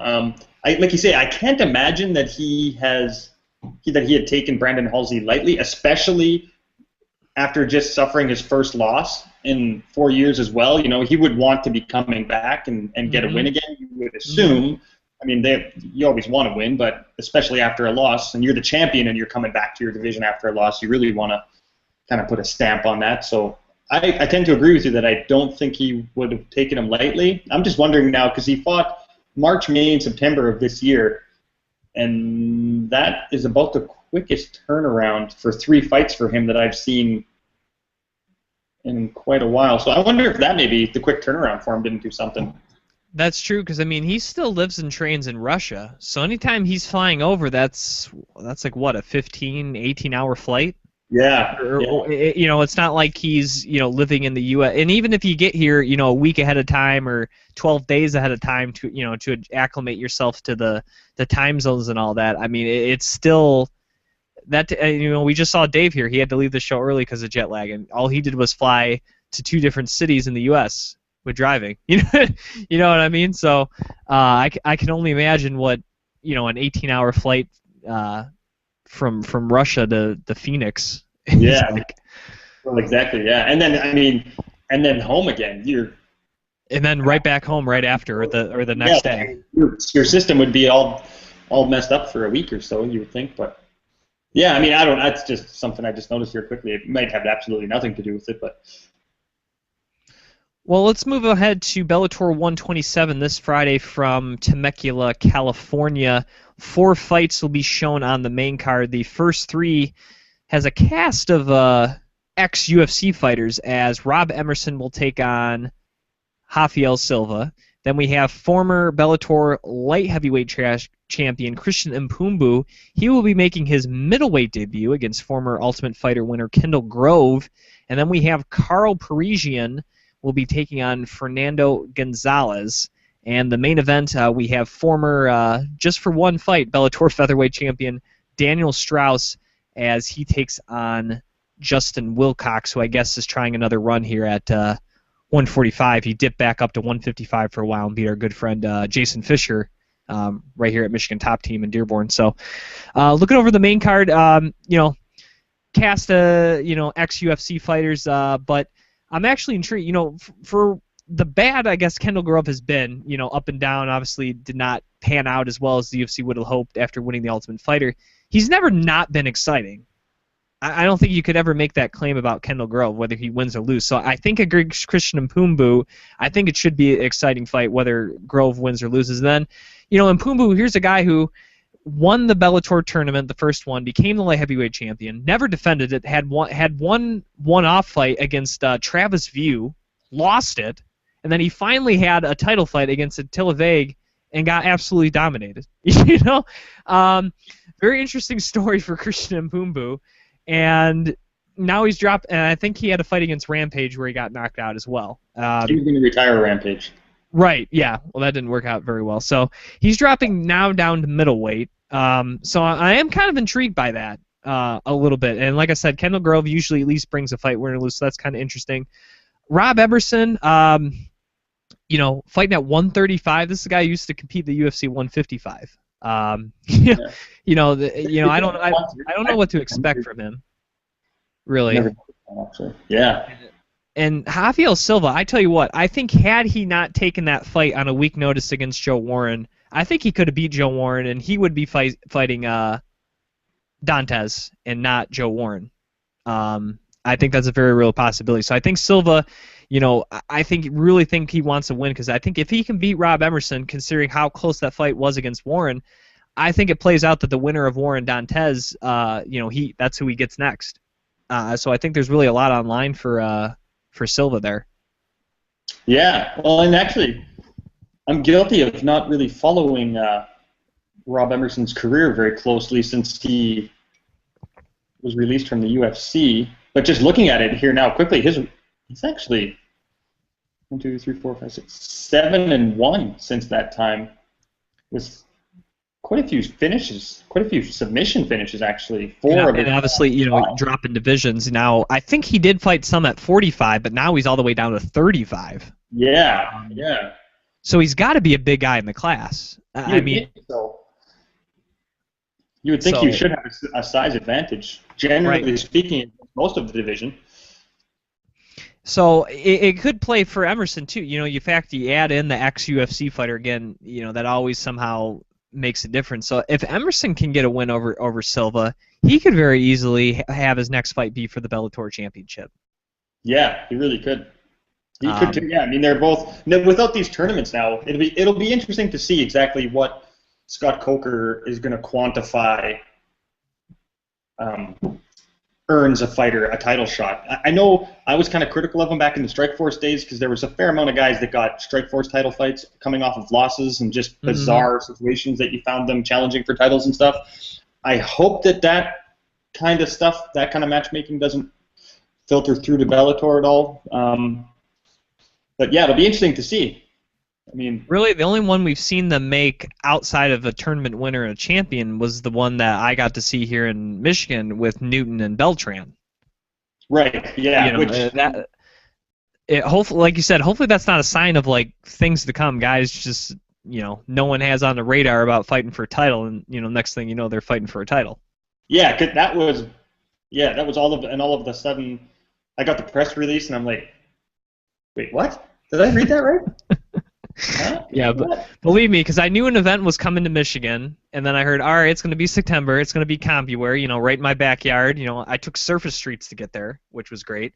And then I thought, all right, early season, we should get something pretty good, right? And then I hear Newton Beltran, and I was like, oh, like that's what we get for their return, their first time in Metro Detroit.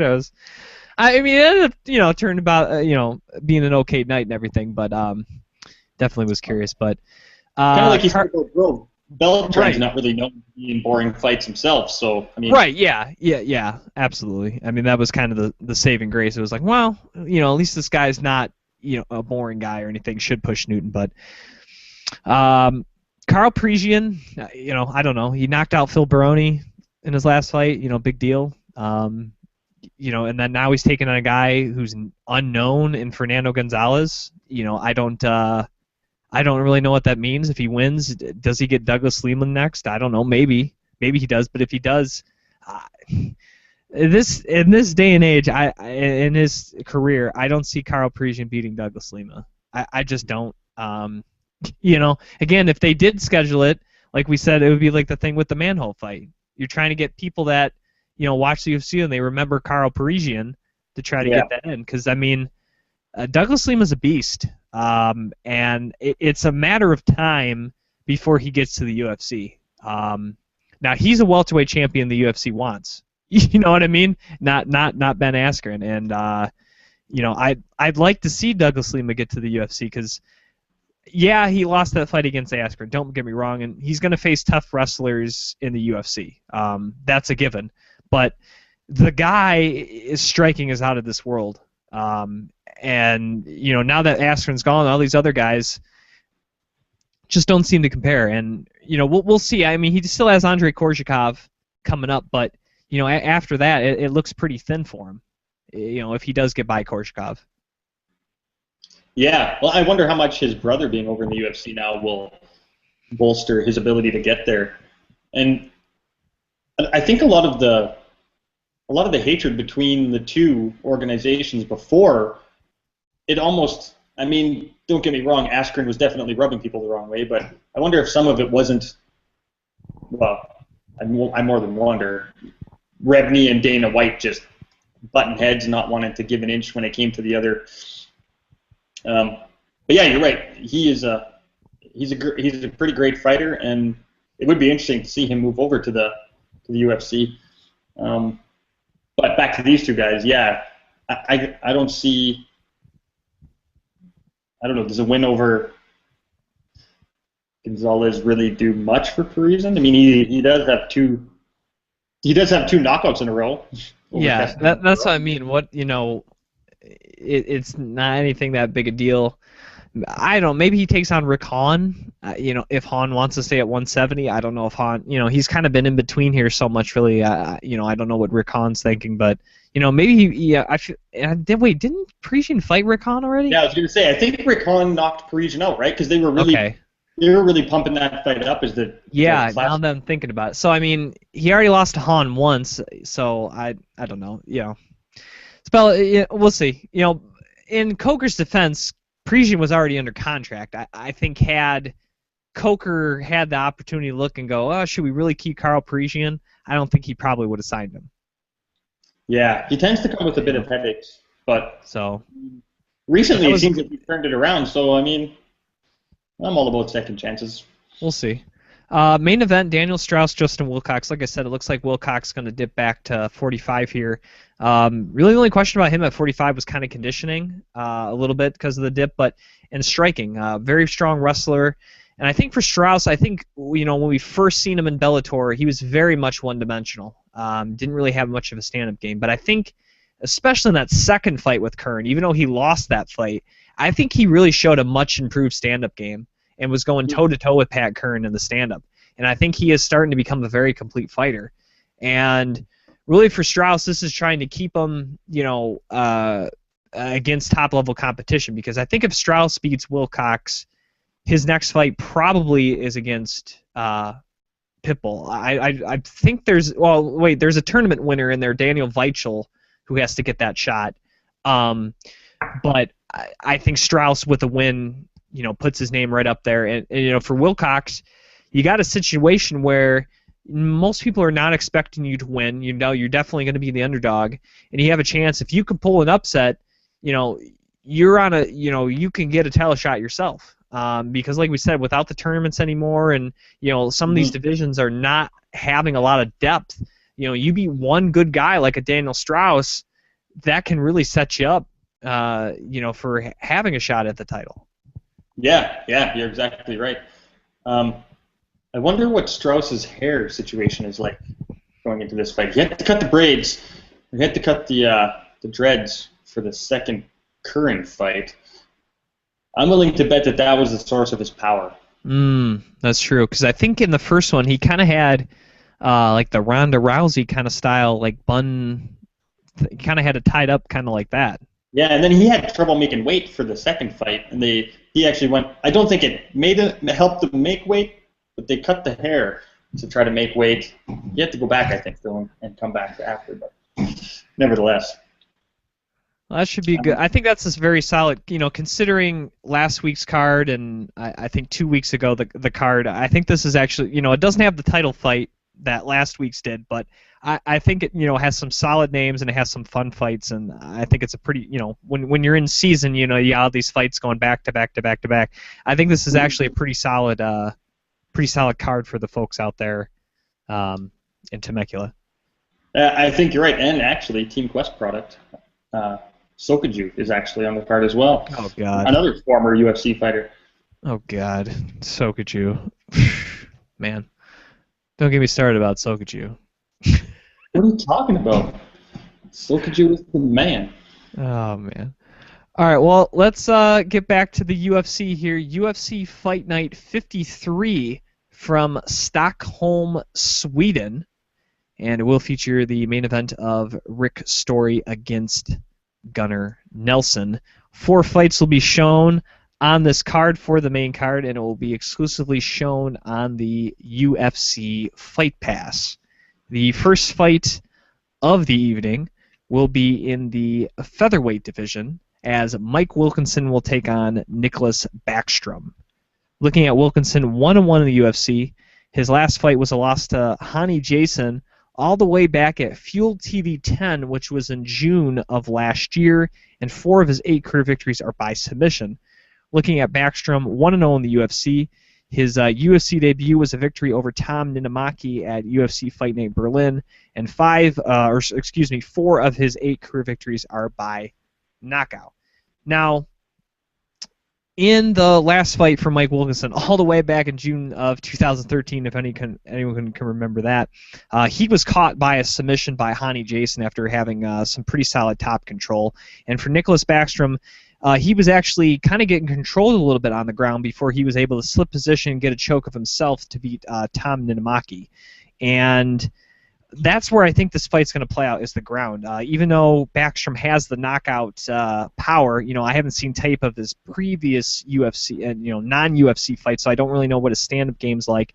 Wilkinson, from the limited UFC time and his time on Tough Nations, very much more of a wrestling-based guy, more so the stamp. So that's where I think this fight's going to play out. I really think it's a pick'em fight, but again, I think that X factor is the fact it's a long layoff for Wilkinson. I know living in England, traveling to Sweden is not that far. Backstrom's from Sweden, so neither guy should have jet lag or anything. But that's a long time to go without competition, and you've had that loss festering, for that long, Chuck. I think it might kind of play on Wilkinson a little bit in this fight, and he's obviously taken on the home countryman there as well. Yeah, I agree. It's again one of the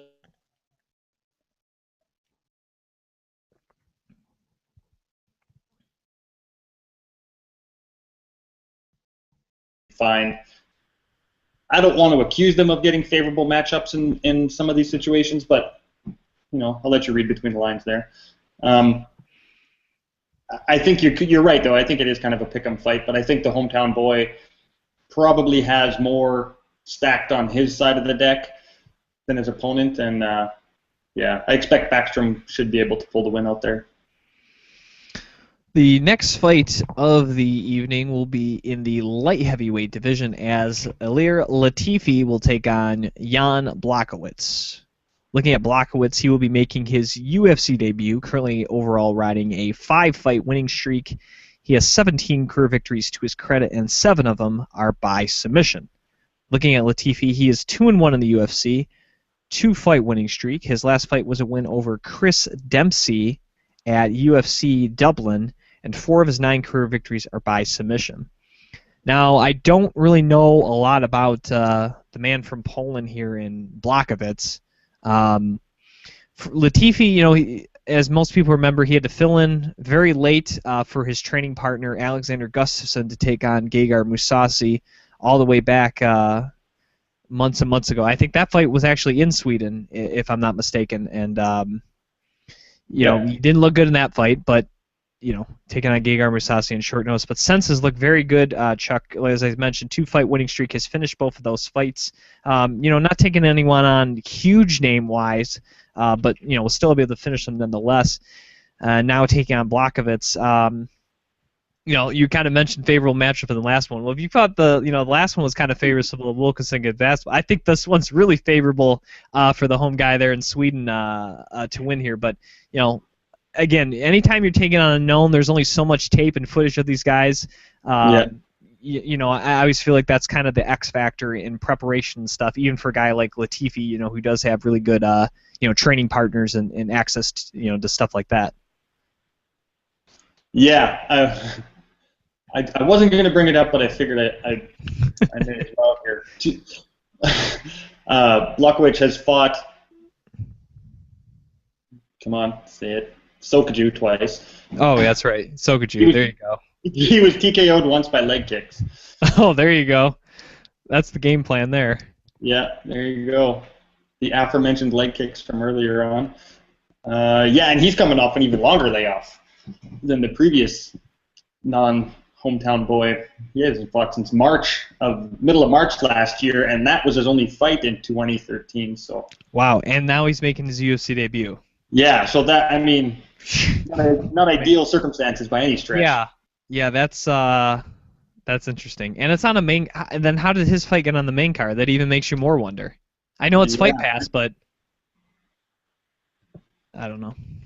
I don't know. I mean, they're looking for someone for Latifi. This guy obviously stepped up and accepted it. It's a short flight from Poland to Sweden. Yeah, apparently he trains sometimes at Alliance with Dominic Cruz and crew. Right. Page here, but yeah. Latifi, you're talking about? Nope, with that's that Blachowicz. Oh, okay. Because I know that's funny because I know Gustafsson has spent some time at Alliance. Yeah, he has. So that's interesting. Yeah, that's actually kind of funny that you say that because Latifi trains with Gustafsson. Interesting. Well, let's keep with the Sweden theme here as Akira Corisani will take on Max Holloway in the featherweight division. Corisani 3-1 in the UFC. His last fight was a loss to Dustin Poirier back at the Tough Nations finale. And despite his bravado and supposed power, 7 of 12 victories by decision, with only 1 knockout to his credit. Max Holloway, surprisingly, if you didn't realize already, 6-3 in the UFC. It's crazy to think he's already had that many fights. Riding a 3-fight winning streak overall. His last fight was a win over Clay Collard at UFC Fight Night Tulsa, and 5 of his 10 career victories are by decision. Looking at this matchup, I think this is going to be a good fight. Like I said, Corisani is known for his aggressive nature, kind of more that brawling style. Makes it kind of a technical brawl. Doesn't always get the finish, as I noted there with the decision, but makes things fun. And Max Holloway, this is a guy that came into the UFC very young. I think only had like 4 fights to his credit from Hawaii, and has slowly but surely developed, really developed his game. And he's had a couple of hiccups and losses along the way, but he's a very tall and lanky guy for this class. Very good striker. I think you saw in that Collard fight, a little bit of a killer instinct that I think he's kind of been lacking in some of the other fights. And I think you saw a little bit improved wrestling defense, which has kind of also been a little bit of a hole in his game. I thought he looked pretty good in the takedown defense against Collard, and I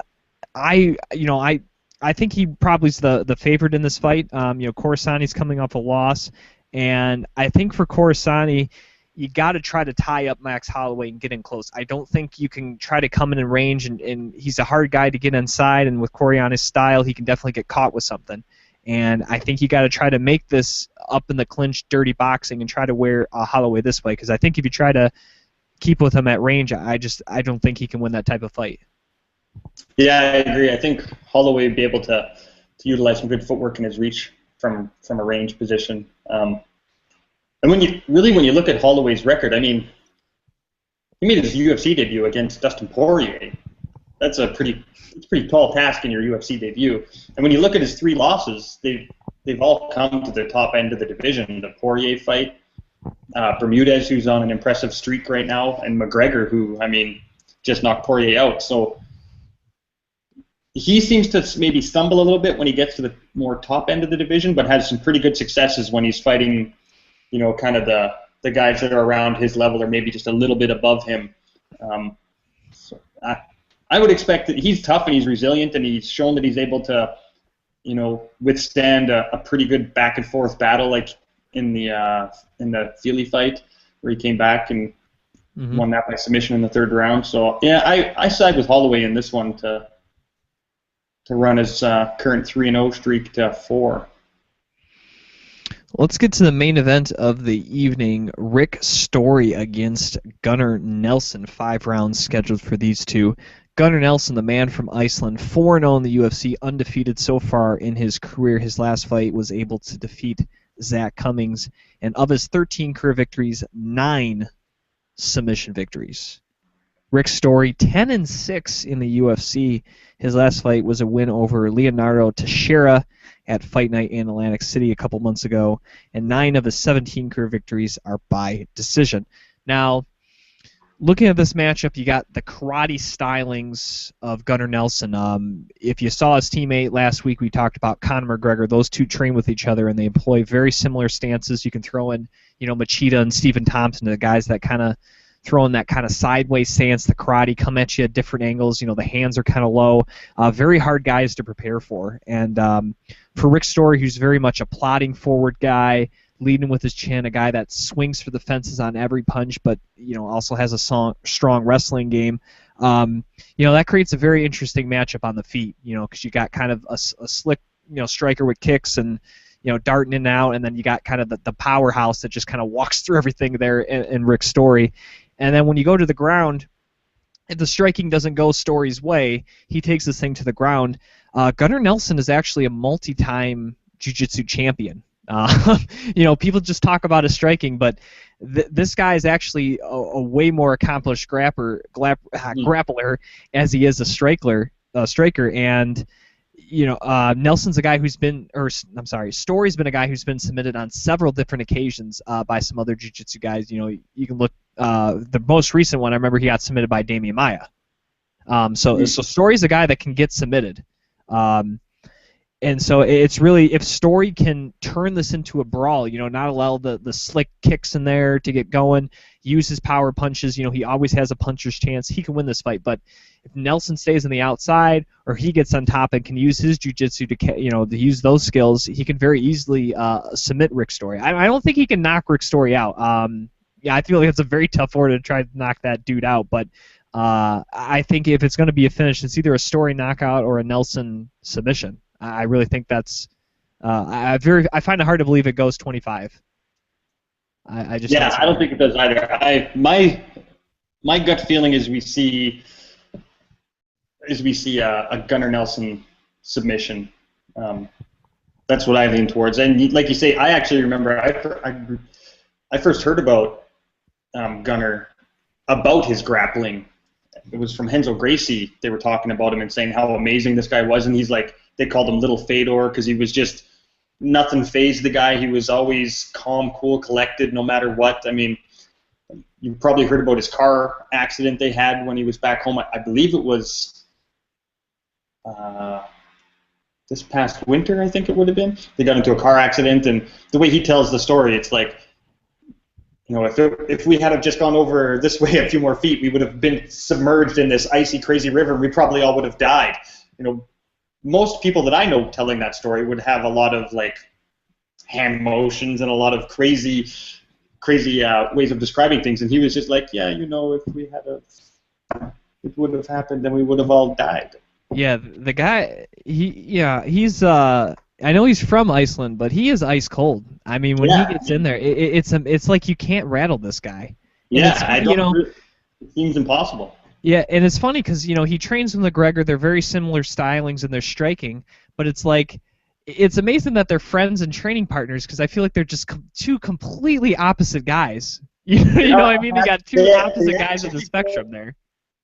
They actually, and their main coach too at SBG, John Kavanaugh, says that they're the yin to one another's yang, and that they complement each other so well. Like when Conor's getting a little over the top in his energetic ways, Gunnar can come in and kind of chill him out and calm him down, and then sometimes Conor's energy is able to pick Gunnar up a little bit. But I don't know. I mean, I'd like to see Gunnar potentially challenge for a UFC title at some point, and the guy just seems, I don't know, there's just something about him that really impresses me that I always find interesting to watch, and his striking is so unusual and unorthodox that it's kind of it seems like it's got to be a difficult puzzle for his opponents to try to piece together. And then you add on his grappling prowess on top of that, which is even more high level than his striking, really.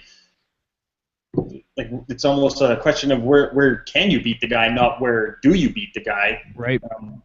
I mean, I don't see him knocking Story out, like you say. I do think that, a finish on Story's side would be far more likely in a striking exchange, but Gunnar doesn't seem like the type of guy that would get lulled into a position where Story's going to be able to capitalize, in my opinion. I think I think at some point Story probably gets frustrated with not being able to find his rhythm and find his striking and any success with his striking. Look for the takedown and then, I mean, ultimately set himself up for the submission. Well, we're gonna do pick because we're doing breakdown for 54 as well. So we're gonna do all the picks, big picks at the end. So we'll say our picks and transition to Fight Night Halifax, Nova Scotia on Fox Sports 1 later in the evening that same day, October 4th. And again, if you get a chance, catch the prelims on Fox Sports, which will also be on Fox Sports 1, as our good friend Darren Cruikshank will fight Anthony Njokuani. If you missed the interview last week, it's on our YouTube channel, youtube.com/Beyond the Cage podcast, where we caught up with Darren up ahead of his fight this coming Saturday. So check that out if you haven't already. Well, the first fight of the evening of the main card, that comes as Roman Salazar will take on Mitch Gagnon.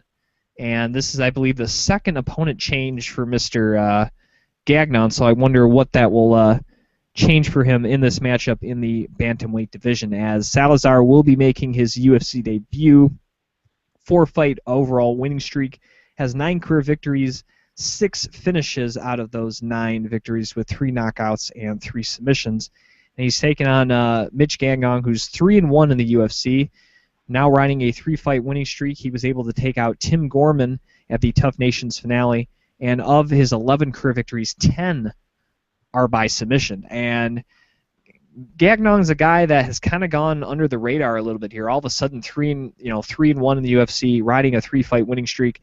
A guy who obviously has great, finishing skills with 10 submission victories to his credit.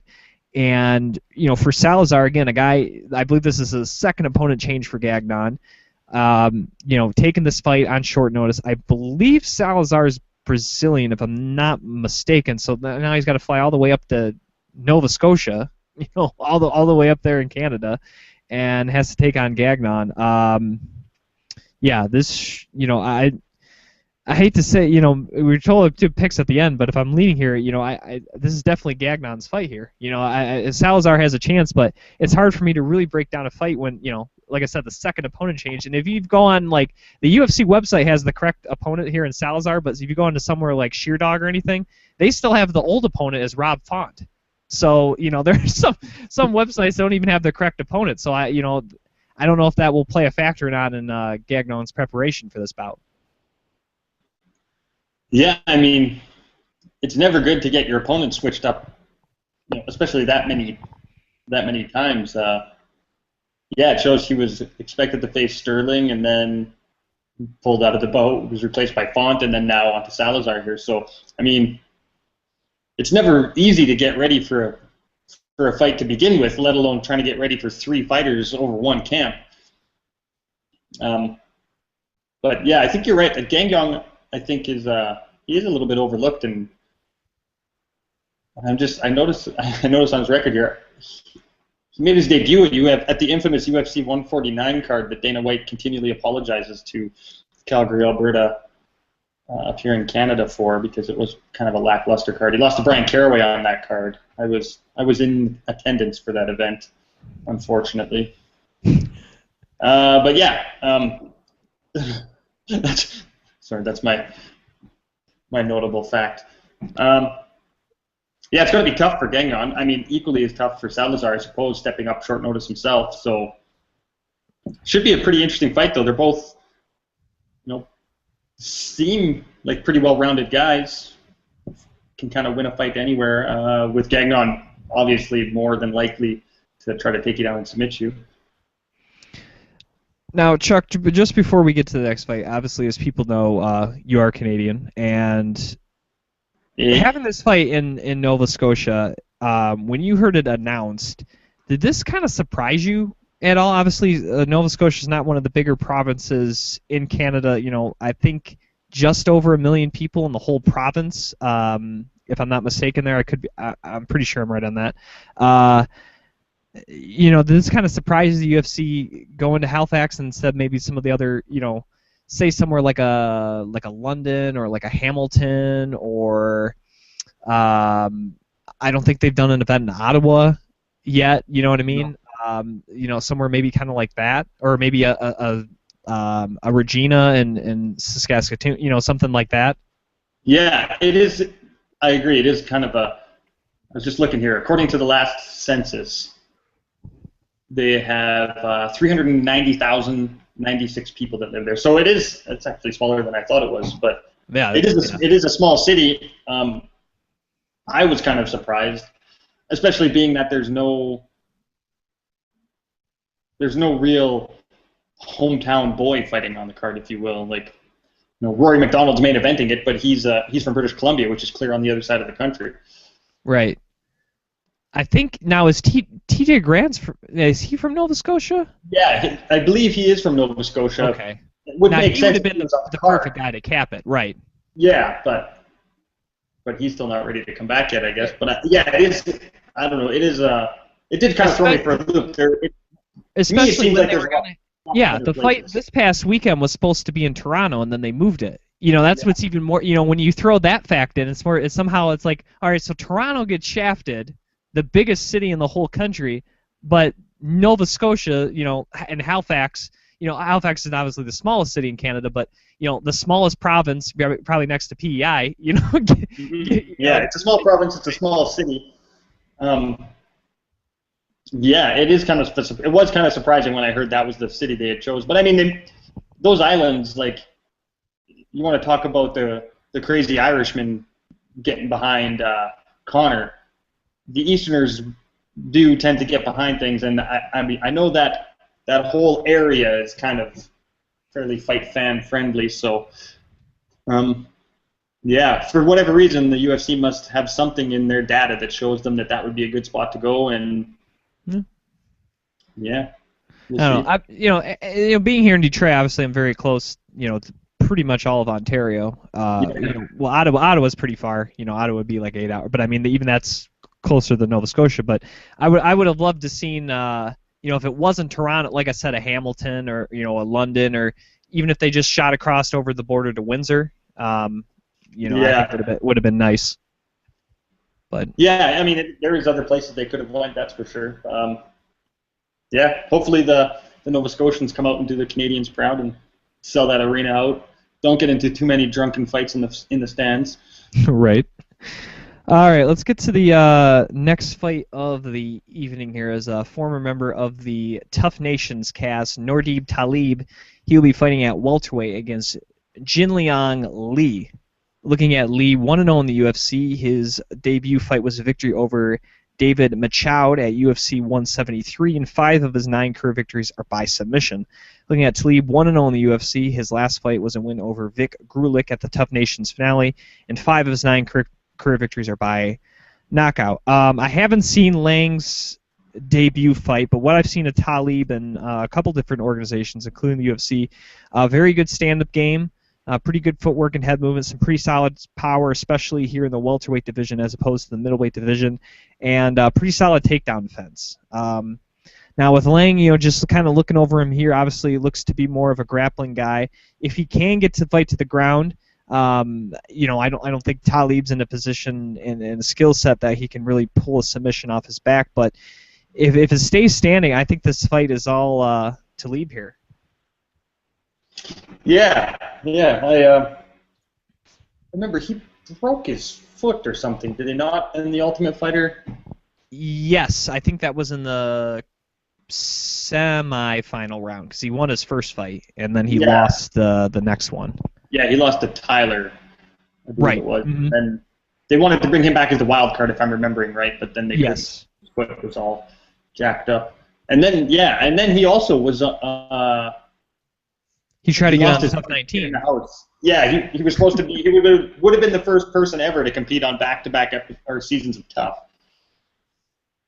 Yeah, which would have been crazy, especially to make the cast, because we've had Miles Jury. Obviously, he got hurt during the Lesnar Dos Anjos season, came back, Cruz Faber, and then I think didn't Tim Gorman get hurt and then come back on the Ultimate? Maybe I'm missing, but someone else did that too, where they got hurt on a previous season and came back. I thought maybe I'm getting Tim Gordon wrong here, but Miles Jury's not the only one. But it's a different situation if Talib would have made it because he would have completed the whole first season that he was Yeah, in. yeah. And I know Tim, he got hurt. He was on the Rousey Tate season, I think. Was he Yeah, not? he got hurt, but I thought for some reason he was on before, should have been on before, and got hurt too. For some reason I think he got hurt twice. I don't know why. I'll have to double check that, but yeah, it's I can't remember. I know Dana White felt bad for the guy, and that's why he wound up getting to fight in the UFC regardless after. But anyways, yeah, I mean, I think you kind of break the fight down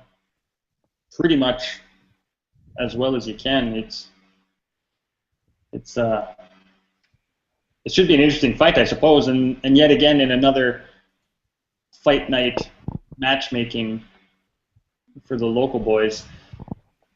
Yeah, that's a favorable matchup there for him. Yeah, the next three, well, including Talib, him, Elias, and Laprise are three of the Team Canada fighters. Well, let's look at that next fight. Elias Theodorou, the Tough Nations winner in the middleweight division. He takes on Bruno Santos. Theodorou 1-0 in the UFC. The Tough Nations victory, his only win to get the contract against Sheldon Westcott. 4 of his 9 career victories are by knockout. Looking at Santos, 1-1 in the UFC. His last fight, he was able to finish Chris Camuzzi at UFC 175, and 12 of his 14 career victories are by decision. And the surprising thing about Bruno Santos is he actually had a pretty solid run there in Bellator. I think winning 3 fights before moving on to the UFC. He lost his first fight, but then was able to beat Chris Camuzzi, who, not the best guy in the world, but obviously a very solid competitor. You can kind of call him a gatekeeper of sorts in the middleweight division. He was able to go out there and get a finish, which was awfully impressive for him.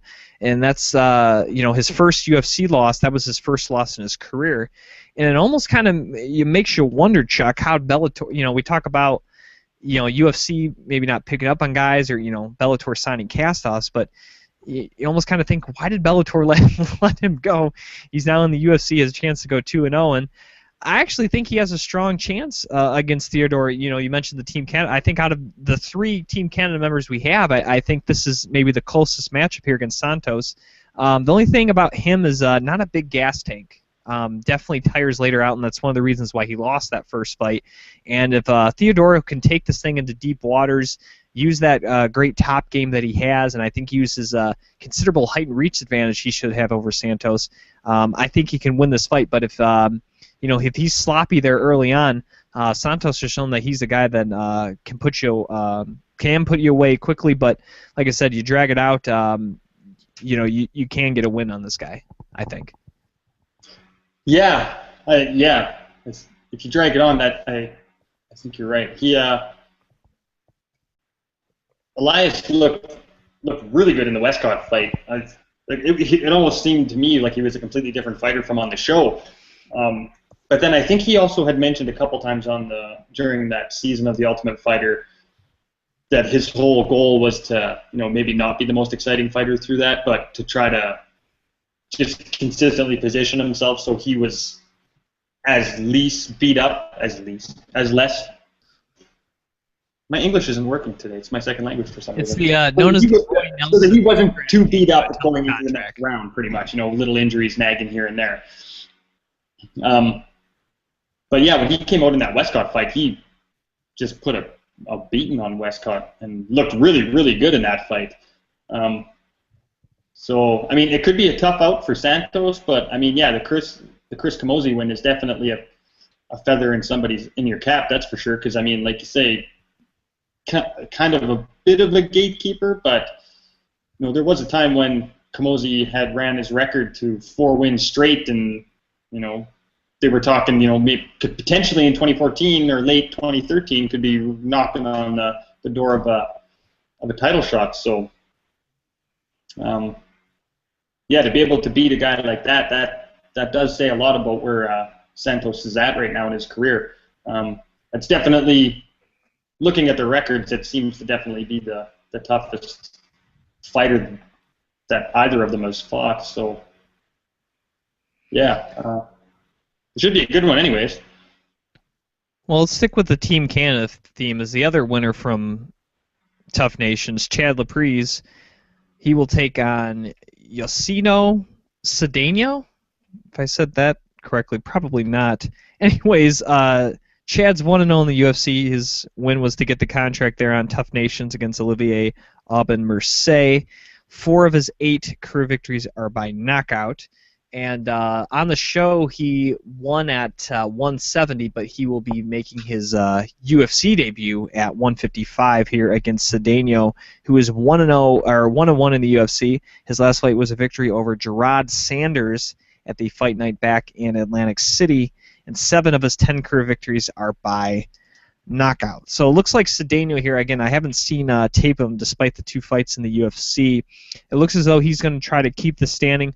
Chad's a very excellent striker, but I think he also showed, a little bit of a ground game, not just in the finale fight to win the contract, but I think over the course of the season, he showed that he's not just, a kickboxer. He does have some well-rounded skills, but this should be Chad's fight to win. I wouldn't say he's a heavy favorite. I wouldn't say huge stacked odds or anything in his favor if you're going to bet somewhere. But I think for Tough Nations just coming off the contract fight, new weight class.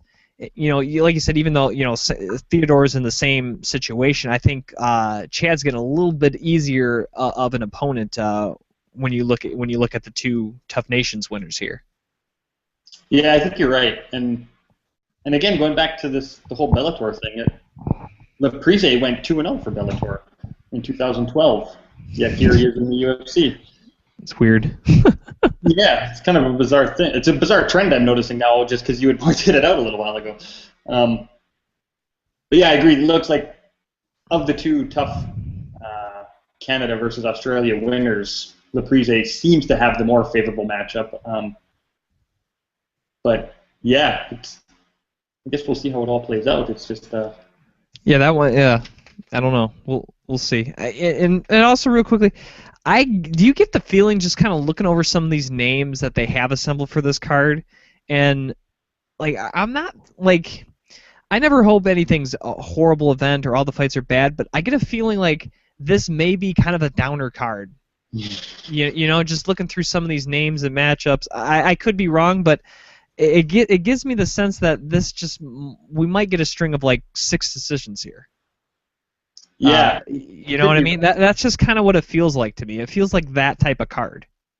Yeah. Well, and I mean, these UFC fight nights, to me, and nothing against regional promotions, but it does almost start to seem like the UFC fight night cards are almost like a regional show, where you don't get, not for the entire card anyways, the full caliber of, what it once was to be a UFC fighter. And it makes you wonder, I mentioned my good friend Darren Cruikshank, and you see some of the names there. How did Darren against Njokuani not get on this main card? When you look over that, Darren, I think next to Safadine and Asunciao, Darren has the next most UFC experience. And yet, he's been on a main card. Yeah, you know what? I was actually going to say that it was, but it's not actually. I looked at it wrong at first. For some reason, I was thinking that was what they like to consider now the main event on the Fight Pass card. Yeah, main card starts, but it's all on Fox Sports 1, so. I don't know. It's surprising, and Darren's been on a main card before, so it's not like uncharted waters or anything. But he's usually in exciting fights. I mean, I feel like Darren's gonna get a finish victory over Njokuani.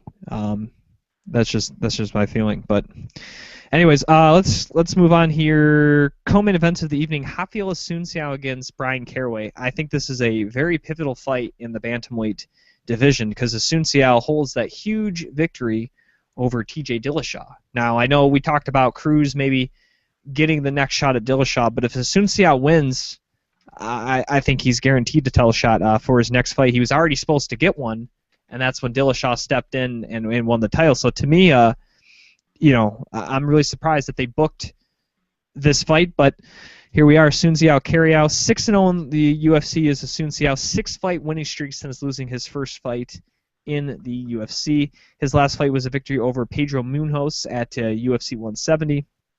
And of his 22 career victories, 10 are by submission. Looking at his opponent, Brian Caraway, 4-1 in the UFC, riding a 2-fight winning streak. His last fight was a victory over Eric Perez at the Fight Night in Albuquerque, and 17 of his 19 career victories are by submission.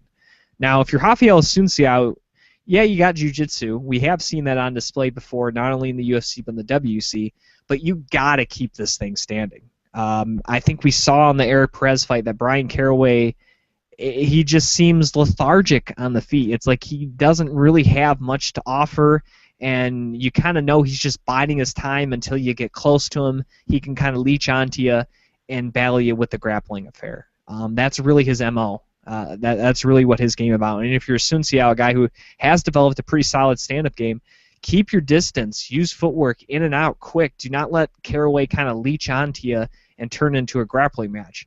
Now, that's not to say Asunciao can't win a grappling match against Brian Caraway, but don't give this guy an opportunity to do what he does best, and that's go out there and try to get submission victories. I mean, 17-19, I don't think he's a jiu-jitsu black belt, Chuck, but 17-19 with some of those fights, in WC, UFC, that's awfully impressive. I don't care who you are.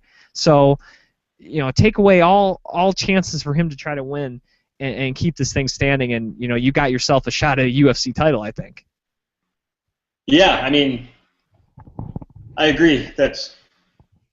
I actually I didn't realize Mr. Misha Tate had 17 of 19 wins by submission.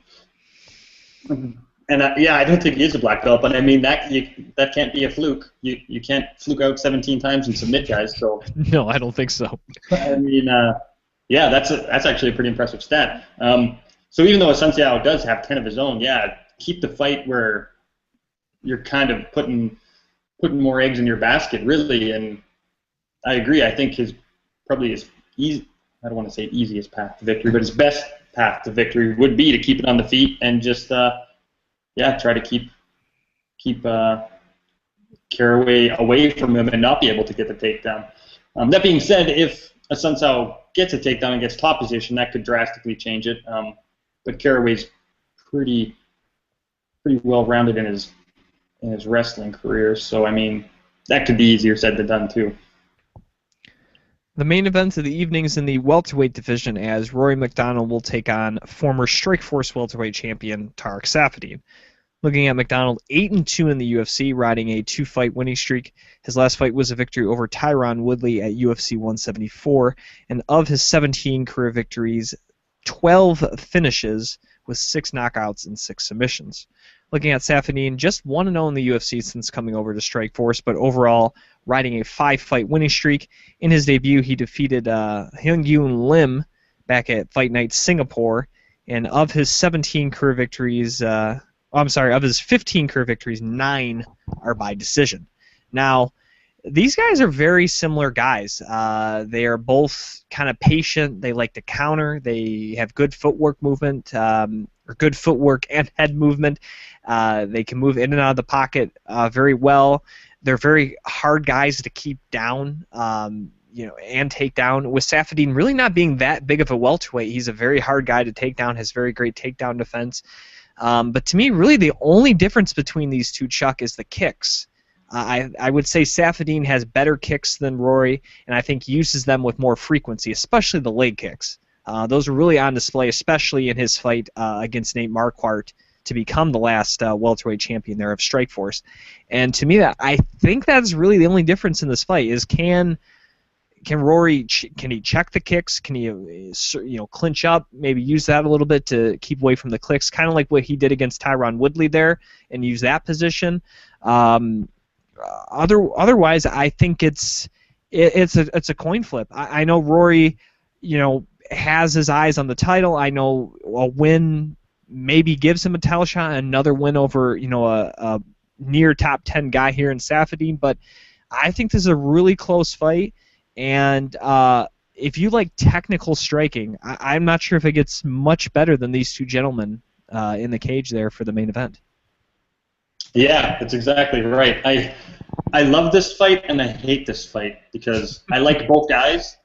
I mean, obviously, I'm Canadians and we Canadians stick together, so I'm pulling for McDonald in this one, but I hate to pull for somebody against Saffiedine because I do really like Saffiedine. And like you say, his leg kicks, he lit up Nate Marquardt in their fight. There was a few days after Marquardt was posting pictures of his leg on his social media, and it was like Uriah Faber-esque after the Aldo fight. He destroyed that leg. I think, yeah, on the feet it's pretty evenly matched, with the exception of, obviously Saffiedine will have a bit of a kicking advantage, and he has a 12-1-1 record as an amateur kickboxer, if I'm remembering it right. I think McDonald, if he can get it to the ground and get into, get out of the guard, maybe a half guard side control type position, and start raining down with some heavy ground and pound. He does have really good ground and pound. That might be his best path to victory. But yeah, I mean, you kind of want to just see these two stand up with one another and tee off in a nice technical stand-up game. All right, well, let's get to picks. 10 fights to pick here. We'll backtrack slightly. UFC Fight Night 53 from Sweden, Mike Wilkinson, Nicholas Backstrom. I do like Mike Wilkinson. I thought he showed a lot of promise there on Tough Smashes, but the long layoff, fighting in Sweden against Backstrom, I don't think that goes well for Mike in his return, so I'll take Backstrom here. I got to agree with you. Backstrom would be my pick in that one as well. All right, we got Iri Latifi against Jan Blachowicz. I'm pretty sure it's Jan. It's probably not Jan, being Polish, if I had to guess. But anyways, Blachowicz UFC debut. Yeah, same thing. Sweden. I'll go with Latifi in this one. Yeah, it's hard to pick against him. Got to go Latifi. He has looked pretty good his last two. Akira Corisani against Max Holloway. I'll go against Sweden this one. I think Holloway, his range and I think his overall striking technique is a little more varied than a Corisani has right now in his game, so I'll take the man from Hawaii to win. Never bet against BJ Penn and his Hawaiian homeboys. Always go with the Hawaiian, yeah, Max Holloway. Main event, Gunnar Nelson, Rick Story. I like this fight. I think it should be fun. Rick Story's a guy that always brings the power to the fight, but just that awkward karate style of Gunnar Nelson, no one's been able to figure that out. And I plan on that not being able to be figured out by Rick Story, so I'll get Gunnar Nelson in this one. Yeah, I agree, Gunnar Nelson too. Story's so inconsistent over his last 8 or 9 fights here. He's traded wins for losses, and you can't say that about Gunnar. He comes in and you know what you're going to see, you know what you're going to get. I think we're going to see more of that against Story. So, yeah, Gunnar's coming away with the win there. Fight Night 54, Halifax, Nova Scotia, Canada. We'll move to the 6-fight main card there. First fight, Mitch Gagnon against Roman Salazar. I don't like the fact that Salazar is making his debut on short notice against a guy who seems to be on a roll right now in Gagnon. So I'll take Gagnon for the win. Yeah, that's a tough spot to find yourself in. I agree. It definitely appears to be Gagnon's fight to lose. Jinglang Li against Nordib Talib. I think Li rather has a chance to win this fight, but Talib's a very tough guy to take down. I think Li will have a tough time trying to do that, get the fight in his domain. So give me Talib to win this one. We're going to be boring here because we keep picking the same fighters to win. We can't get into any kind of debates with each other. So I'm going to leave in this one too. That's what happens when you get these one-sided matchups. Yeah. And even if you go to our picks with Dave will sometimes pick against me just to pick against me. He doesn't even believe in half of them sometimes. If you look at our picks record, I have like a 7.5 game advantage, so he has to do something to try to get ahead of me. So. Yeah, well, see, clearly his strategy isn't working against just picking the other guy just for the fun of it. All right, Elias Theodorou against Bruno Santos. I think this is actually a close fight. Closer than when I just looked at a paper, just saw the names, I thought, oh man, this is Theodorou all day. But now I've done research on Santos, I think it's going to be a lot closer. But I'm still going to take Elias. Here I was hoping you were going to pick against my countrymen so I could be like, what are you talking about? No, Elias is, I mean, and he just started following us on Twitter at MMAinsider.net. So, I mean, clearly. Can't pick against him now. Get that unfollow and block. Yeah, like, we're totally boys now, so I got to pick him. All right, Chad Leprezi against Yosino Cedeno. Yeah, I'm going Chad Leprezi on this one. Bingo. All right, co-main event, Rafael Asunciao, Brian Caraway. You know, I know Dave doesn't like him and Misha Tate, and, you know, that's all fine and well. I don't have as much of a problem, you know, with Brian Caraway. You know, for a guy that it doesn't seem like he's much, he's been able to win here in the UFC 4-1 and have those submission victories. You know, I don't know. I'm not saying I'm a huge fan of him or anything, but, you know, I think gotta give him a little credit. I'll give him a little credit here, more than Dave will ever. And you know, he has a chance here, but you know, with Asunciao beating Dillashaw, you know, now that he has that victory, it makes it hard to believe. You know, he's going to lose to a guy like Brian Caraway. You know, with the grand scheme of things. So I'll take the Brazilian in this one. Yeah, I like Asunciao way more than Mr. Misha Tate. All right, main event of the evening: Rory McDonald against Tarek Saffiedine. Like I think we both said, this is a very close fight. I don't know what the odds are, but I think they're pretty close. I'm assuming Rory, just on prestige and UFC tenure, is probably favored, but it shouldn't be by much. This is a very close fight, but I think I know who you're gonna pick. So I'm gonna go against Rory here. I'm gonna take the man from Belgium, known as the Sponge, and Tarek Saffiedine. What? I thought we were North American teammates here. What's going on? Oh man, I had to betray you there. You're a total traitor. Wouldn't I just blow everyone's mind if I just picked Saffiedine right now, the Canadian kid against the Canadian kid? Yeah, I'm going McDonald. I think he did after the Robbie Lawler loss.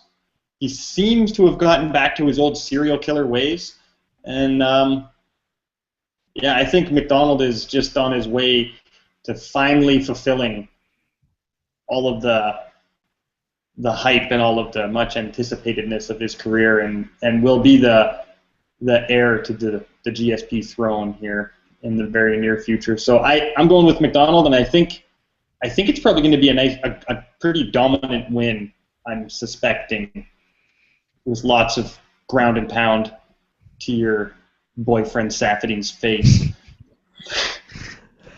All right, well, we got the picks out of the way. Before we end the show, of course, we have some thank yous to pass along. Our friends at VigilanteMMA.com, on Twitter at VigilanteMMA. Our friends at Bluegrass MMA, covering the local scene here in the Midwest at Bluegrass MMA. Of course, our friends MMAforlife.ca. You can follow them on Twitter at _MMAforlife. Of course, our great partners at TopRatedMMA.com. Buy their gear, Top Rated MMA on Twitter.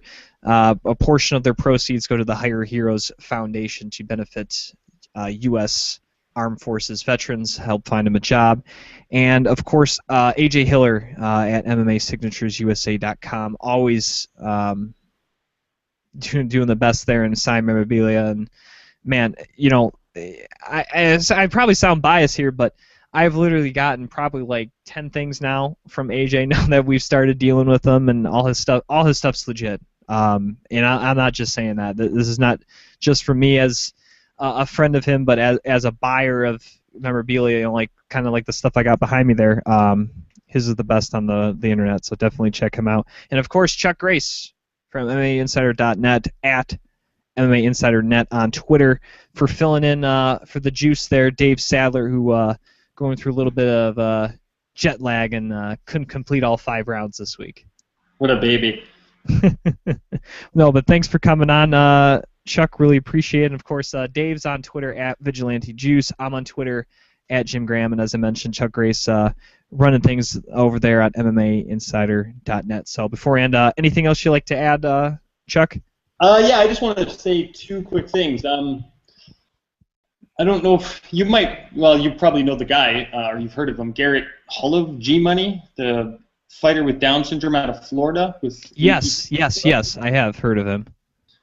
We had covered a bunch of his stuff, and I've actually gotten to know him and his dad, Mitch, pretty good. And him and the guy he was supposed to fight before, David Steffen, they've actually just got a sanctioned bout in Missouri. St. Charles, I believe, is the name of the place. Right. Mm-hmm. So their fight is scheduled for November 7th. And I've been talking with Garrett's dad, Mitch, here a little bit today. He had mentioned to me that they had set up a GoFundMe page to try to help with some of the cost of getting Garrett and all of his team from South Florida up to Missouri. So I figured I'd just give a quick shout out to those guys. It is www.gofundme.com/F as in Frank, 0, Z as in zebra, D as in Delta, 0, C as in Charles. So if you want to donate any cash to give Garrett G-Money Hall a bit of help making his way up to Missouri so him and David Steffen can compete in the first, I imagine it's got to be the first 2 disabled athletes competing against one another in MMA. Garrett, of course, has Down syndrome, and his opponent, David, has cerebral palsy. So, yeah, those guys are good guys, and figured I'd just throw that out there. And also, my gym in town here, 5 Star, we're having the second show in Fort St. John for their 5 Star Fight League, Vindicated, is kicking off here this Friday night, October the 3rd. So if you live in this town of Fort St. John, go check it out. Or somewhere over there in British Columbia? Yeah, or somewhere within driving range. Somewhere at the northern part by the Northwest Territories, shoot over real quick. Somewhere up by the Yukon, if you're anywhere by Anchorage. If you're in a suburb of Yellowknife, you can shoot down real quick. It's actually funny you should say that. These guys hosted a fight card in Yellowknife. Oh, man. How many people showed up? Like 10? 10 million? Yeah, right. The only reason I know about Yellowknife is from Ice Road Truckers. That's probably how most people know it, right? I mean, probably, yeah. It's not like a hot spot or anything up there. I think the fact that there's Ice Road Truckers there is just very much evident of the fact that it's not a hot spot. And I also love how, like, that area of Canada, they just didn't even bother naming a province. They just call it the Northwest Territories. They're like, I mean, no one's up there. They're like, we don't need a name. It doesn't need to be fancy. No, the Northwest Territories. They built igloos there every single day. That's true. Is that where the fight was in, an igloo?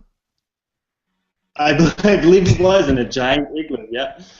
It was actually a giant igloo stadium with a smaller igloo-like cage. That's what they need for the UFC. They need to do a fight they've done a couple of those outdoor shows, like in Abu Dhabi and I think one of the China cards and stuff. But you imagine that's the fight, and they got to wear just shorts and got to fight in the igloo. Yeah, it'd be like those. What do they call those guys? The Polar Bear Club or whatever it is. Those guys that go swimming in the ice lake. They could be like the ultimate polar fighting championship. Man, now that'd be a twist. Probably never happened, but it'd be interesting to see. Someone will do it. Some local promotion will do something. If you thought Joe Rogan lost his mind before about ice in the cage, imagine what he's going to do when he's inside an igloo. All right. Well, he's Chuck Grace, MMAinsider.net. Thanks for filling in, and thanks everybody once again for listening to Beyond the Cage. Again, like us on Facebook, facebook.com/Beyond the Cage podcast, and of course you're watching on YouTube. But subscribe to your channel if you haven't already at youtube.com/Beyond the Cage podcast. So once again, for Chuck Grace, I am Jim Graham. Thanks for listening to Beyond the Cage, presented by Fight Chicks.